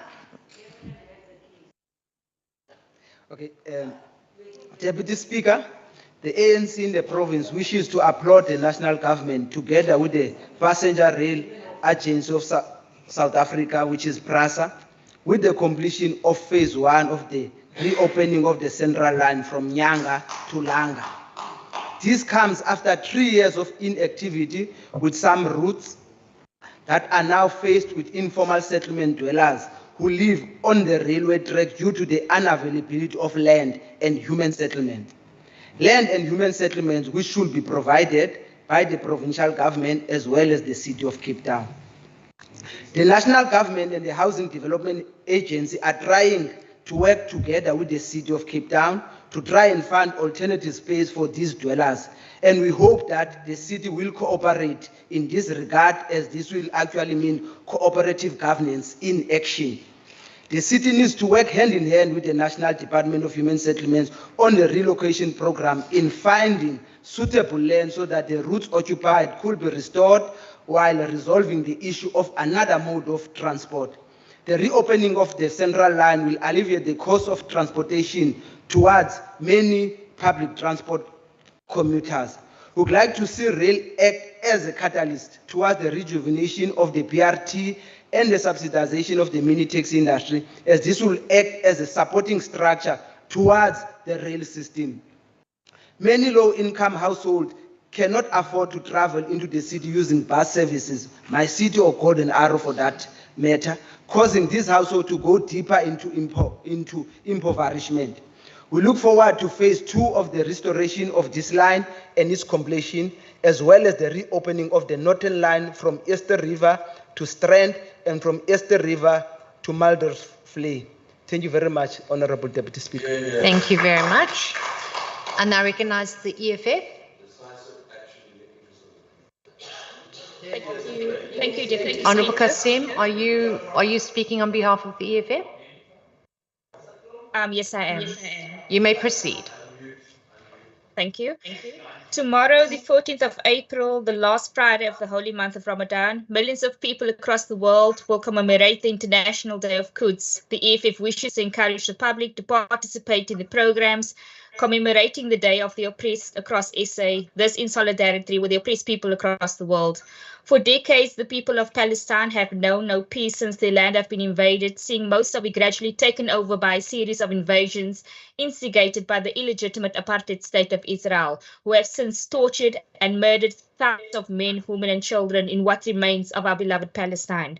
We know that tomorrow, just like any other day, this DA will not light up this legislature in solidarity with the oppressed people of Palestine, because the oppressed do not matter and they will not get the same attention as when the DA lit up the legislature building in colors of Ukraine, even going as far as issuing statements in support of the people of the Nazi Ukrainian government.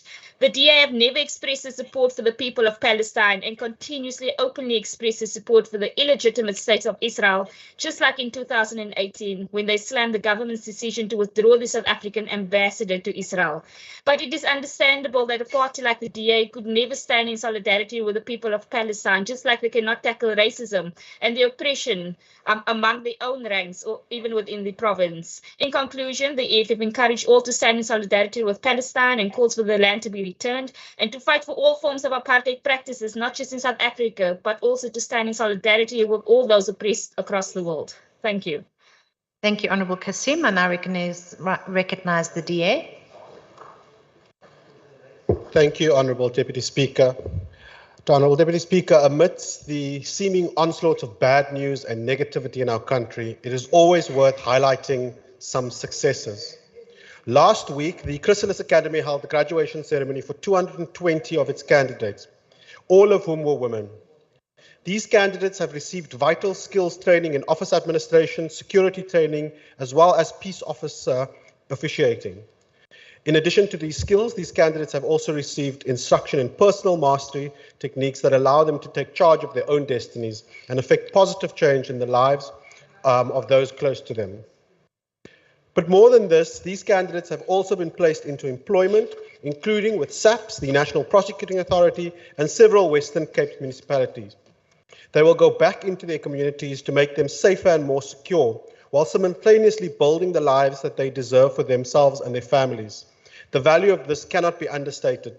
Through a relatively simple and cost-effective initiative, 220 women, most of them from Beaufort West, will take charge of their own destiny, equipped with skills which will give them economic and personal independence. Initiatives such as Chrysalis Academy should be backed across the country. These graduates should be proud of themselves, but so too should all those involved in the Chrysalis Academy. As our country moves through these tough times, it's institutions like this that will keep society on the right path. I thank you. Thank you very much. I recognize Good.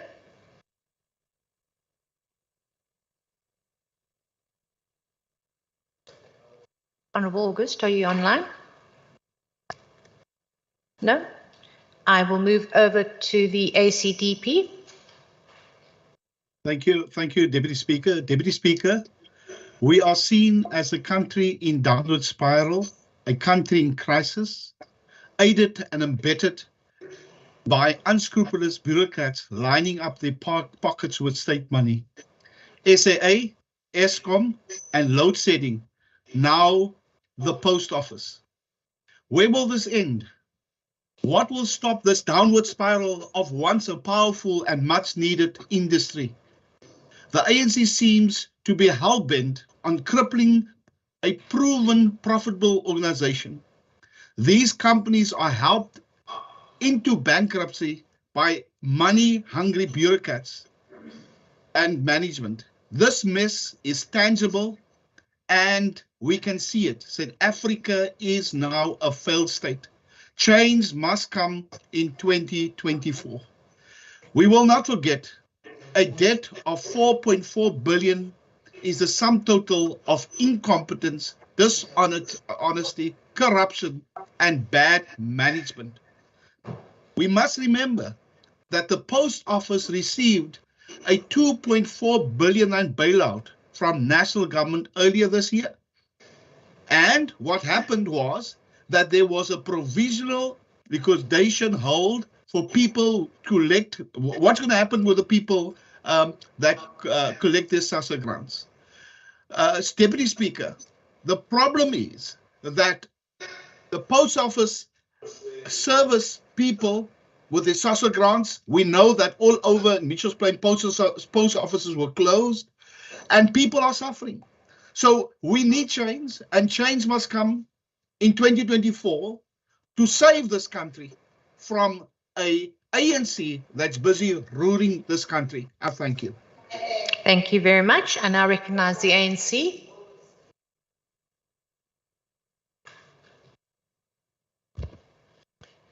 Deputy Speaker, the people of the Western Cape are waiting patiently for Malusi Boy to spill the beans, and he must speak. in the wake of SAP's raid on the offices of the former MMC in the city of Cape Town, weekend reports suggest that the companies which are implicated in the corruption are not only linked to gangs and extortionists, but were also used by this provincial government and long before Malusi Boy was appointed to his post. We always knew that the DA was corrupt and corrupt to the core. They can just hide it away very good. The exposure of corruption in the city of Cape Town and soon in this provincial government will open a can of worms for the DA. We have been saying that the DA works with gangs, that DA councillors write glowing letters on behalf of gangsters in mitigation of sentencing and on City of Cape Town letterheads nogals. The DA has no shame when it comes to striking deals with gangsters and getting involved in corruption. Soon, the Premier will be exposed for leading a cabinet which is funded by gangsters. In his SOPA, the Premier called for lifestyle audits of the top brass of SAPS. Where is the latest lifestyle audit on members of his government? His cabinet has changed a whooping 4 times since 2020 when the last audit was done. We have yet to hear of the outcomes of the request to declare any interest in dormant or non-dormant business entities by members of this provincial government. The MEC of Infrastructure must take this opportunity and declare that his department is not doing business with entities linked to gangsters. The DA is corrupt, they just hide it better. I now recognize the Democratic Alliance. Thank you, Deputy Speaker. Thank you, Deputy Speaker. Thank you. I rise today to acknowledge and commend the efforts of the Western Cape Traffic Services in keeping our roads safe during the recent Easter holidays. It is with great pride that I share that there were no fatal accidents reported in the Western Cape during this time. And this is an achievement worth celebrating. Deputy Speaker, the Provincial Traffic Services played a pivotal role in ensuring that motorists adhere to traffic regulations and that our roads were safe for all. Their hard work and dedication undoubtedly contributed to the success of the road safety campaign during the Easter holidays. As we approach another long weekend, I would like to call on the Provincial Traffic Services to remain vigilant and to continue to enforce traffic laws in a fair and effective manner. We must continue to prioritize the safety of all road users, and the Provincial Traffic Services must continue to lead the way in this regard. Deputy Speaker, it is important to acknowledge that road safety is a shared responsibility. All road users, whether drivers, passengers, or pedestrians, must play their part in ensuring that our roads are safe. We must all commit to responsible and cautious driving behavior to prevent accidents and save lives. Let us continue to work towards safer roads in the Western Cape and beyond. Thank you. Thank you very much, Honourable America. And now recognize the Freedom Front Plus. Thank you, Chief Speaker. The Freedom Front Plus notes with great concern that the World Health Organization and UNIFEC's report states that 2,078,000 people currently experience hunger in South Africa. And of these, 1,925 million, or 92% of those that experienced this chronic hunger were Black Africans.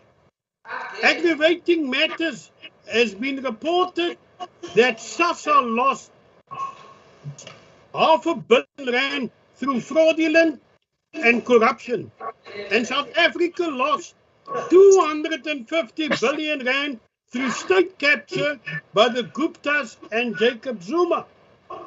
To aggravate matters, it's reported 500,000 people in South Africa has been brutally murdered in South Africa since 1994. And we hope that these irrefutable evidence of corruption, maladministration and inefficiency, as well as bad governance by the ANC, will convince voters to finally turn their backs on this party.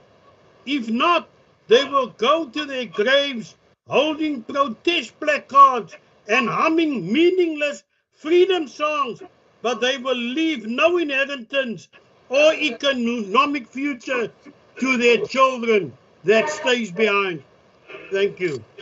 Thank you, Honourable Member. I now recognise Al Jamal. Thank you very much, Deputy Speaker. Deputy Speaker, on the Cape Flats, several mass iftars, bukas, breaking of fast, which we call bukas, well known here in Cape Town, which many describe as a spirit of caring and sharing, has been taking place.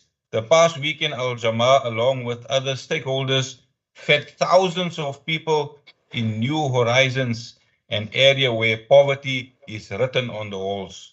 In celebration of the Al Jamaa Party's 16th birthday on 18th April, which is on the 27th day of the holy month of Ramadan, marking the beginning of the auspicious night of Laylatul Qadr, the night of power. Al Jamaa will host a mass breaking of fast in Reveille, one of the poorest areas in Johannesburg. We will also honor 3 national heroes with citations for their role in the liberation of South Africa. Al Jamaa calls on all justice and peace-loving people to pray for the liberation of Palestine and to free all oppressed people. We appeal to all Muslims to fully observe the last 10 days of the holy month of Ramadan with solemnity, devotion, and prayers. I thank you, Speaker. Thank you very much. I recognise the Democratic Alliance. Thank you, Deputy Speaker. The City of Cape Town is now well on course to become the South Africa's first load-shedding free metro. This week, the city launched an impressive electricity purchase tender of 500 megawatts. This is in an effort to free the residents of Cape Town from Eskom's monopolistic grip and to protect the city's economy from rolling blackouts in order to boost growth and job creation. Eskom's monopoly over power generation in South Africa, coupled with years of corruption and mismanagement at the parastatal under the watchful eye of the ANC, has resulted in a lack of reliant, diverse, and reasonably priced power.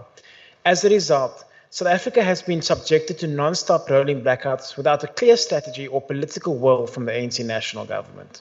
However, in the DA-run Western Cape, City of Cape Town and local governments, not only do we have governments that plan and strategize to make our province load-shedding free, but they also have demonstrated their political will to deliver on these promises.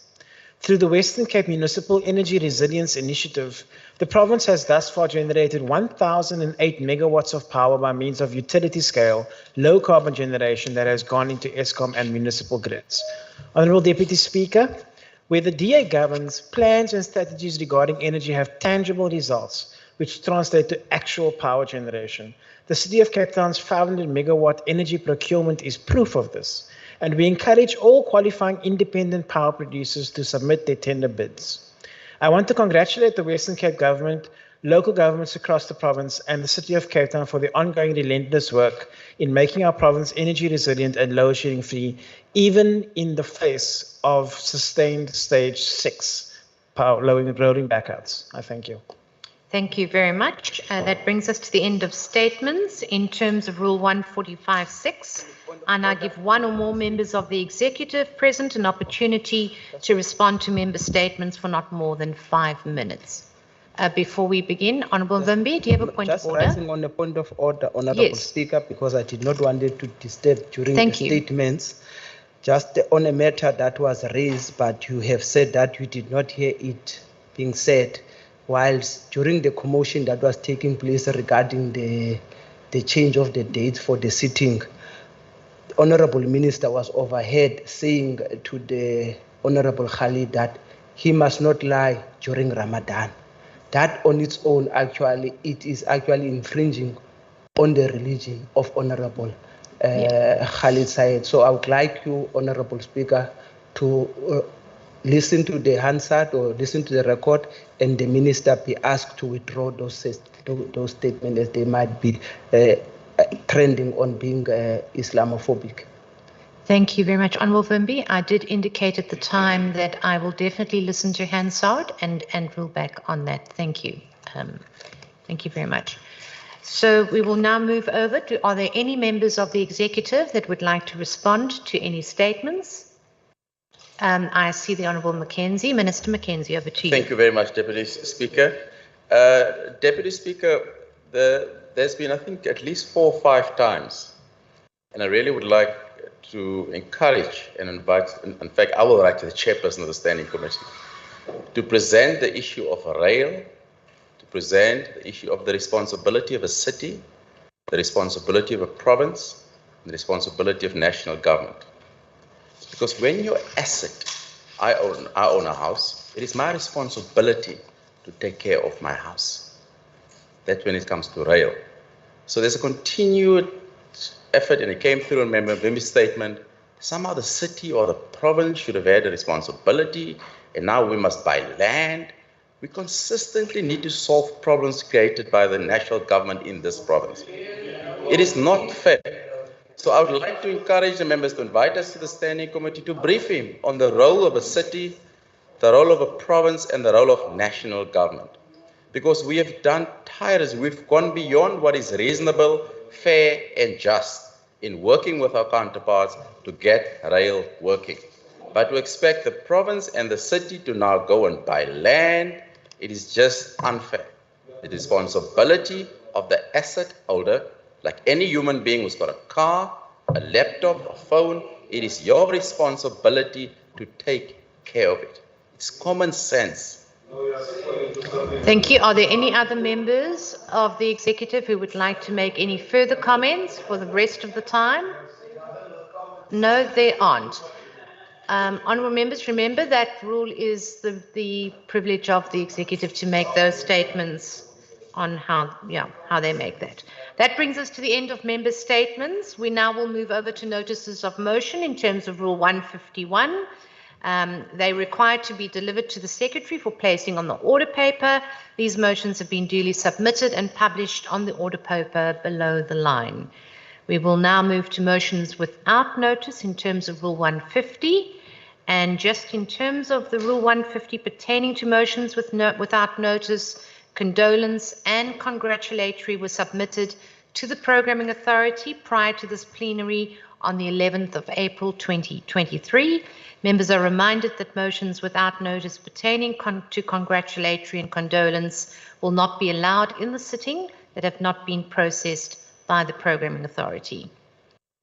I have been informed that in the Programming Authority meeting of the 11th of April 2023, political parties did submit names of honourable members in the desired order of speaking and who had wished to move a motion without notice in the sitting of this House. I will therefore, just for noting and for the purpose of the minutes, call out those honourable members whose names have accordingly been submitted and approved. The following: Honourable America, Honourable America, Honourable America, Honourable Bosman, Honourable Bosman, Honourable America, Honourable Kama, Honourable Vimby, Honourable Baku Force, Honourable Lecker, Honourable Barnes, and Honourable Sayed. I now put the motions duly submitted and approved by the Programming Authority to the House. Are there any objections? No objections? Agreed to. The motions will now appear in the minutes of the proceedings and in Hansard in the individual members' names as if the member had read them out aloud. I will now afford the opportunity to members to move motions without notice as per the standing rule of 152D, which will then also include motions without notice that were not approved in the Programming Authority meeting. And members are reminded that 30 minutes as per the standing rule of 152D will start now. And according to my list, I recognise firstly the Honourable Seleku. Honourable Deputy Speaker, goeiemiddag. Dankie vir die geleentheid. I move without notice that the House welcome the Acting Public Protector colleague Galeka's report, which has cleared Minister Anton Bradell of any alleged misconduct in the process of submitting a provincial investigation report concerning the George municipality.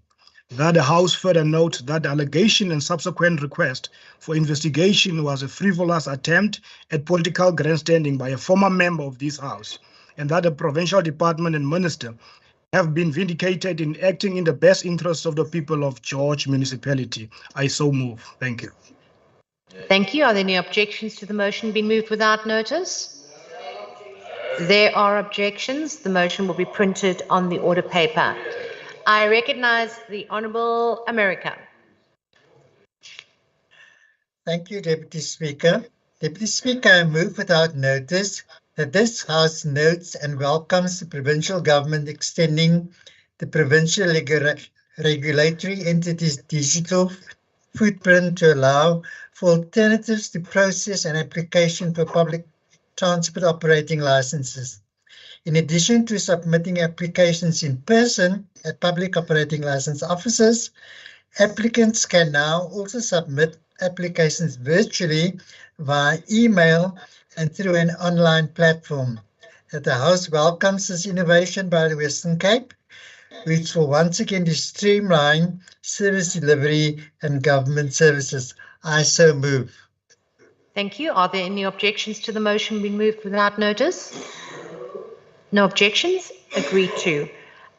Honourable Kasim, am I checking whether you are delivering that motion on behalf of Honourable Klaas? No. That we'll move that over. I now recognise Honourable Bakufos. Thank you, Deputy Speaker. I move motion without notice that the House knows and congratulates the work done by the South African Muslim Charitable Trust and other Good Samaritans in restoring the dignity of old people in Cape Town when the DA has failed to do so. These people helped the Kensington Home for the Aged build a new dementia unit and bought a minibus taxi to transport the elderly to hospital for appointments. The elderly home has been asking for assistance for the past 7 years from the DA-led government, and it took Good Samaritan to help them restore the dignity of old people. I now so move. Thank you. Are there any objections to the motion being moved without notice? There are objections. The motion will be printed on the order paper. Honourable Said, over to you. Thank you very much, Honourable Deputy Speaker. I move without notice that this House notes that on the 14th of April 2023 is the closing date for the school application admissions for the 2024 academic year. Notes and supports the growing calls from parents for this date to be extended, as many parents are affected by the technical glitches in the Western Cape Education Department's online application system. Calls on MEC Mania to extend the deadline and the rollout, the deadline and the rollout of the online application pop-up tables to avert another crisis of unplaced learners in 2024, and supports the calls by the ANC that no child must be left behind. I thank you. Thank you very much. Are there any objections to the motion being moved without notice? There are objections. The motion will be printed on the order paper. I recognise Honourable Kama. Thank you, Deputy Speaker. On behalf of the People's Movement, the African National Congress, I move a motion without notice that the House notes with pride the achievement of the 17 years old Aksana Matokazi from Brackenfell, Cape Town, as she jets off to Los Angeles at the end of July to represent South Africa in the World Championships of Performing Arts. Notes further and conveys well wishes to this Cape Townian who will compete in the comedy, drama and singing categories, and acknowledges that if the provincial government could avail more funds to support creative arts, sports and culture, then we could produce more artists and athletes that represent the province and the country in international competitions. I so move. Thank you. Are there any objections to the motion being moved without notice? No objections. Agreed to. I recognise the Honourable Sayed. Thank you, Honourable Deputy Speaker. I move without notice that the House notes and remembers the words of President Nelson Mandela that we know too well, that our freedom is incomplete without the freedom of the Palestinians, and condemns the ongoing apartheid Israeli atrocities against innocent Palestinians, which includes the expansion of settlements which are illegal and the siege of the Al-Aqsa Mosque. Notes that Palestinian self-determination ought to be supported, makes clear demands on the international community to isolate apartheid Israel, calls on the Speaker of the legislature to light the legislature in the colors of the Palestinian flag, and urges the honorable members of this House to support the International Quds Day March in solidarity with the Palestinians on Friday, the 14th of April, 2023 in Cape Town. Thank you. Are there any objections to the motion being moved without notice? Yes, No objections. objections. There is an objection. The motion will be printed on the order paper. I now recognize the Honourable Barnes. Thank you, Deputy Speaker. On behalf of the ANC, I move without notice that the House notes with deep shock and sadness the brutal murder of 6 people who were shot by unknown assailants in Ocean View on Wednesday, 12 April 2023. Further notes police reports that say a vehicle pulled up in front of a house in Neptune Lane in Ocean View at approximately 10:50, and that the occupants of the vehicle went inside the house and started shooting at individuals, where they left 5 men between the ages of 20 and 50 dead, while the 6th person died on arrival at the hospital. Notes further that SAPS suspect that the incident could be gang-related, calls on SAPS to leave no stone unturned and invest in investigating the matter and bring the perpetrators to book, and condemns the DA government for cutting the budget for LEAP program while the people are dying on the streets due to gang violence, and implores the provincial government to work with SAPS and find ways to curb this violence in this province. I so move, Deputy Speaker. Thank you. Are there any objections to the motion being moved without notice? There are objections. The motion will be printed on the order paper. I recognize Honourable Kama. Thank you, Deputy Speaker. On behalf of the ANC, I move a motion without notice that the House notes with pride the successful hosting of various sports tournaments in different communities in the province over the Easter weekend, including rugby and soccer tournaments that attracted thousands of spectators. Appreciates that these activities are part of the development of young people and the building of social cohesion in our communities. Congratulates the sports federations, sports administrators, and small businesses operating in the different communities for making these events a success and presenting such opportunities to the youth at risk, despite not receiving any support and/or funding from the DA government. Notes further with disappointment and laments the absence of the Department of Cultural Affairs and Sports and the MEC in the delivery of these events, which shows that this government pays lip service to presenting young people with alternatives to crime.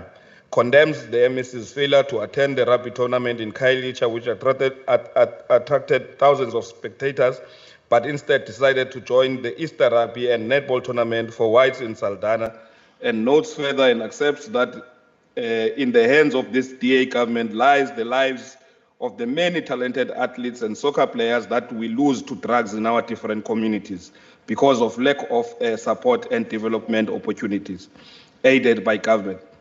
That this includes examples such as the late Mateketa Kotsi from Dekweni, who we lost to tech, and I'm sure many communities can tell stories of lost talents that could not have flown the South African flag high in the international arena. I so move.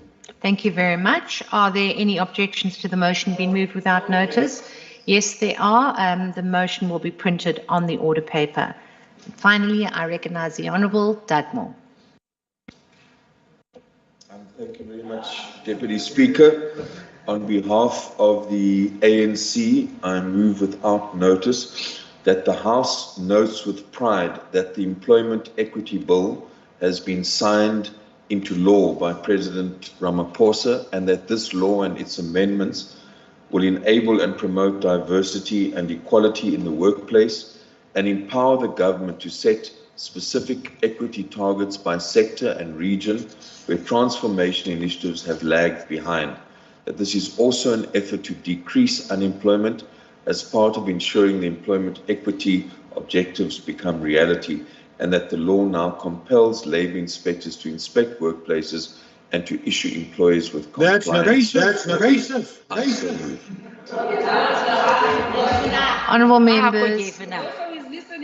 Right, honourable members, are there any objections to the motion being moved without notice? Yes, it's a There are racist objections. motion. The motion will be printed on the order paper. That concludes motions. Honourable members, can I ask you to order?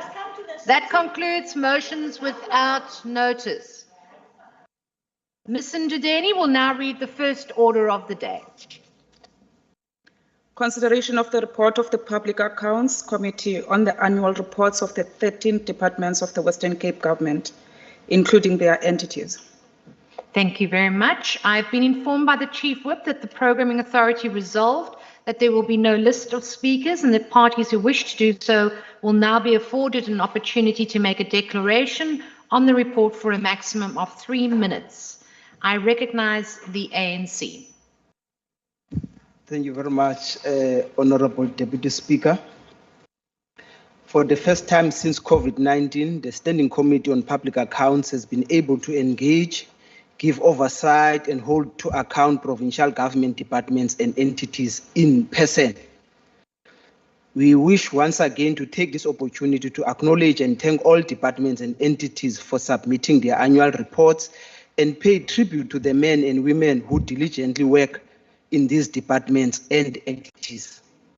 However, Speaker, will be failing in our duty if we did not raise the serious concern with the performance of the former Human Settlement Department, now Infrastructure and Education.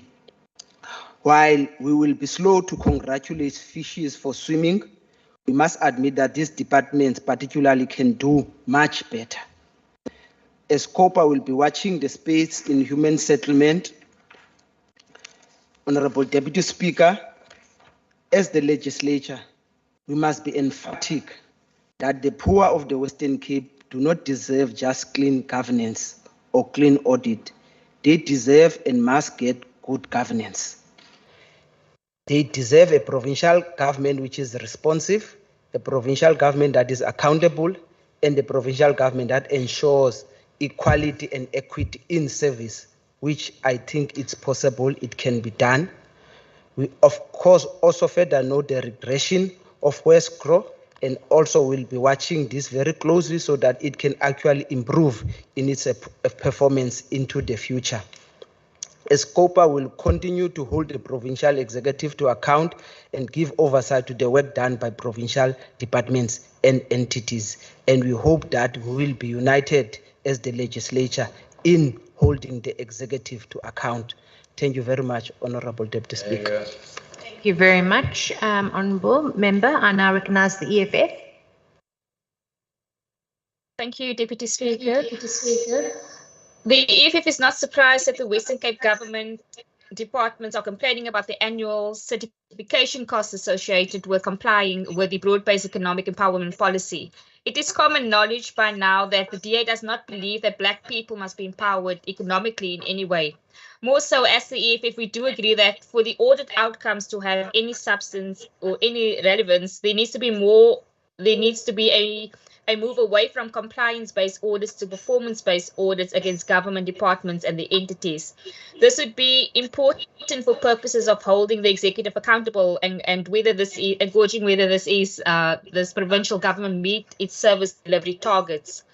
The problem regarding the overhyped compliance-based audits is that they create a low threshold and do not offer much. For example, a department just has to comply with legislation and policy framework in order to receive a clean audit. So the fact that the provincial government departments and the entities continue to receive meaningless clean audits does not improve the quality of life in Black and coloured communities.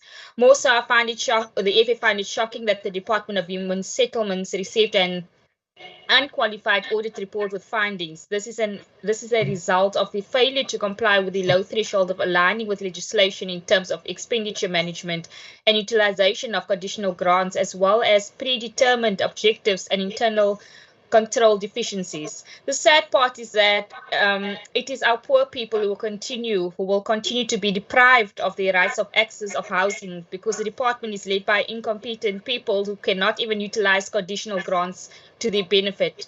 The EFF further calls on all provincial government departments to monitor the utilization of transfer to municipalities in order to make sure that these resources end up being spent on service delivery projects that will benefit our people. It is shocking that the Western Cape Provincial Government Department and the entities underspent to the tune of more than 700 million in the financial year under review. This is the money that could have been used for the provision of housing in the province. The province is sitting with millions of unspent funds, but there is no plan in place to fund small businesses, both in the formal and informal sector, so that they can grow and create employment. This money could have been used to purchase agricultural land, which is suitable for farming, in order to be transferred to emerging black and coloured farmers in the province for purposes of transforming the sector, create job opportunities, and in conclusion, as well as improving food security in the province. Thank you, Deputy Speaker. Thank you very much, Honourable Member. I don't think I see Good online. No. I move over to the ACDP. Deputy Speaker, I do not have a declaration. Thank you. Noted. Thank you very much. Freedom Front Plus.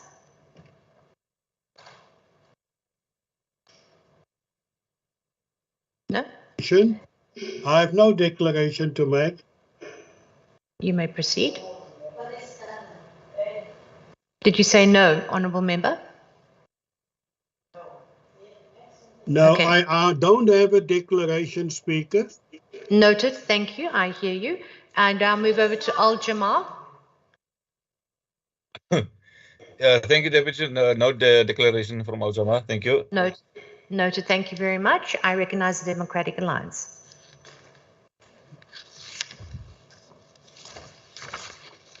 Honourable Deputy Speaker, across the Western Cape, DA governments on provincial and local level oversee service delivery that make tangible and meaningful changes in the lives of our communities. This is made possible due to the DA's commitment to providing clean, efficient and stable governance to the residents of our province. This commitment was highlighted with the Auditor General's release of the 2021-2022 audit outcomes. The results revealed a 100% clean sweep of unqualified audits for the Western Cape government departments. Whilst ANC governments at every level failed to get even the basics right, the DA is building schools, training LEAP officers and generating electricity. This is because we spend the people's money to the benefit of the people and not the benefit of cadres. Last July, during a briefing on the 2020-2021 municipal audit outcomes, in which 22 of the Western Cape's municipalities received clean audits, the AG's delegation attributed the outcomes to the firm leadership tone and strong control environment, as well as the competent workforce found within the Western Cape. Sadly, the members on the other side of the House can simply never achieve these results because the ANC does not know what it means to show the humility and care of firm leadership, strong control environments, or appointing a civil service based on merit and not based on political affiliation. Honourable Speaker, the Public Accounts Committee report acknowledges the roles and oversight played by key stakeholders and how it contributed to the positive audit outcomes of the Western Cape Provincial Government and its entities. The report identified transversal concerns which were identified across departments during the committee's deliberations. These include, among others, the high costs associated with BBB EE certification to indicate compliance, the need for a move towards performance auditing as opposed to compliance auditing to measure the value for money appropriated to departments and entities in relation to their service delivery mandates, engaging departments on the value for money that was derived from transfers to municipalities, and another concern raised during the committee's deliberations were the expenditure incurred by departments to pay the AG for their auditing services. The DA looks forward to engaging the committee, provincial departments and entities, audit committees and the AG on these matters going forward. The DA supports this report. Thank you very much. I now have to announce that there are currently 30 honourable members present and entitled to vote, and the House is therefore quorate. The question put before the House is that the report of the Public Accounts Committee be adopted. Are there any objections to the report being adopted? No. No objections? Agreed to. Thank you very much. I therefore declare that the report is unanimously adopted. That concludes the business for the House, and the House is now currently adjourned. Ms. Ndudeni will end the meeting for all members. Thank you very much.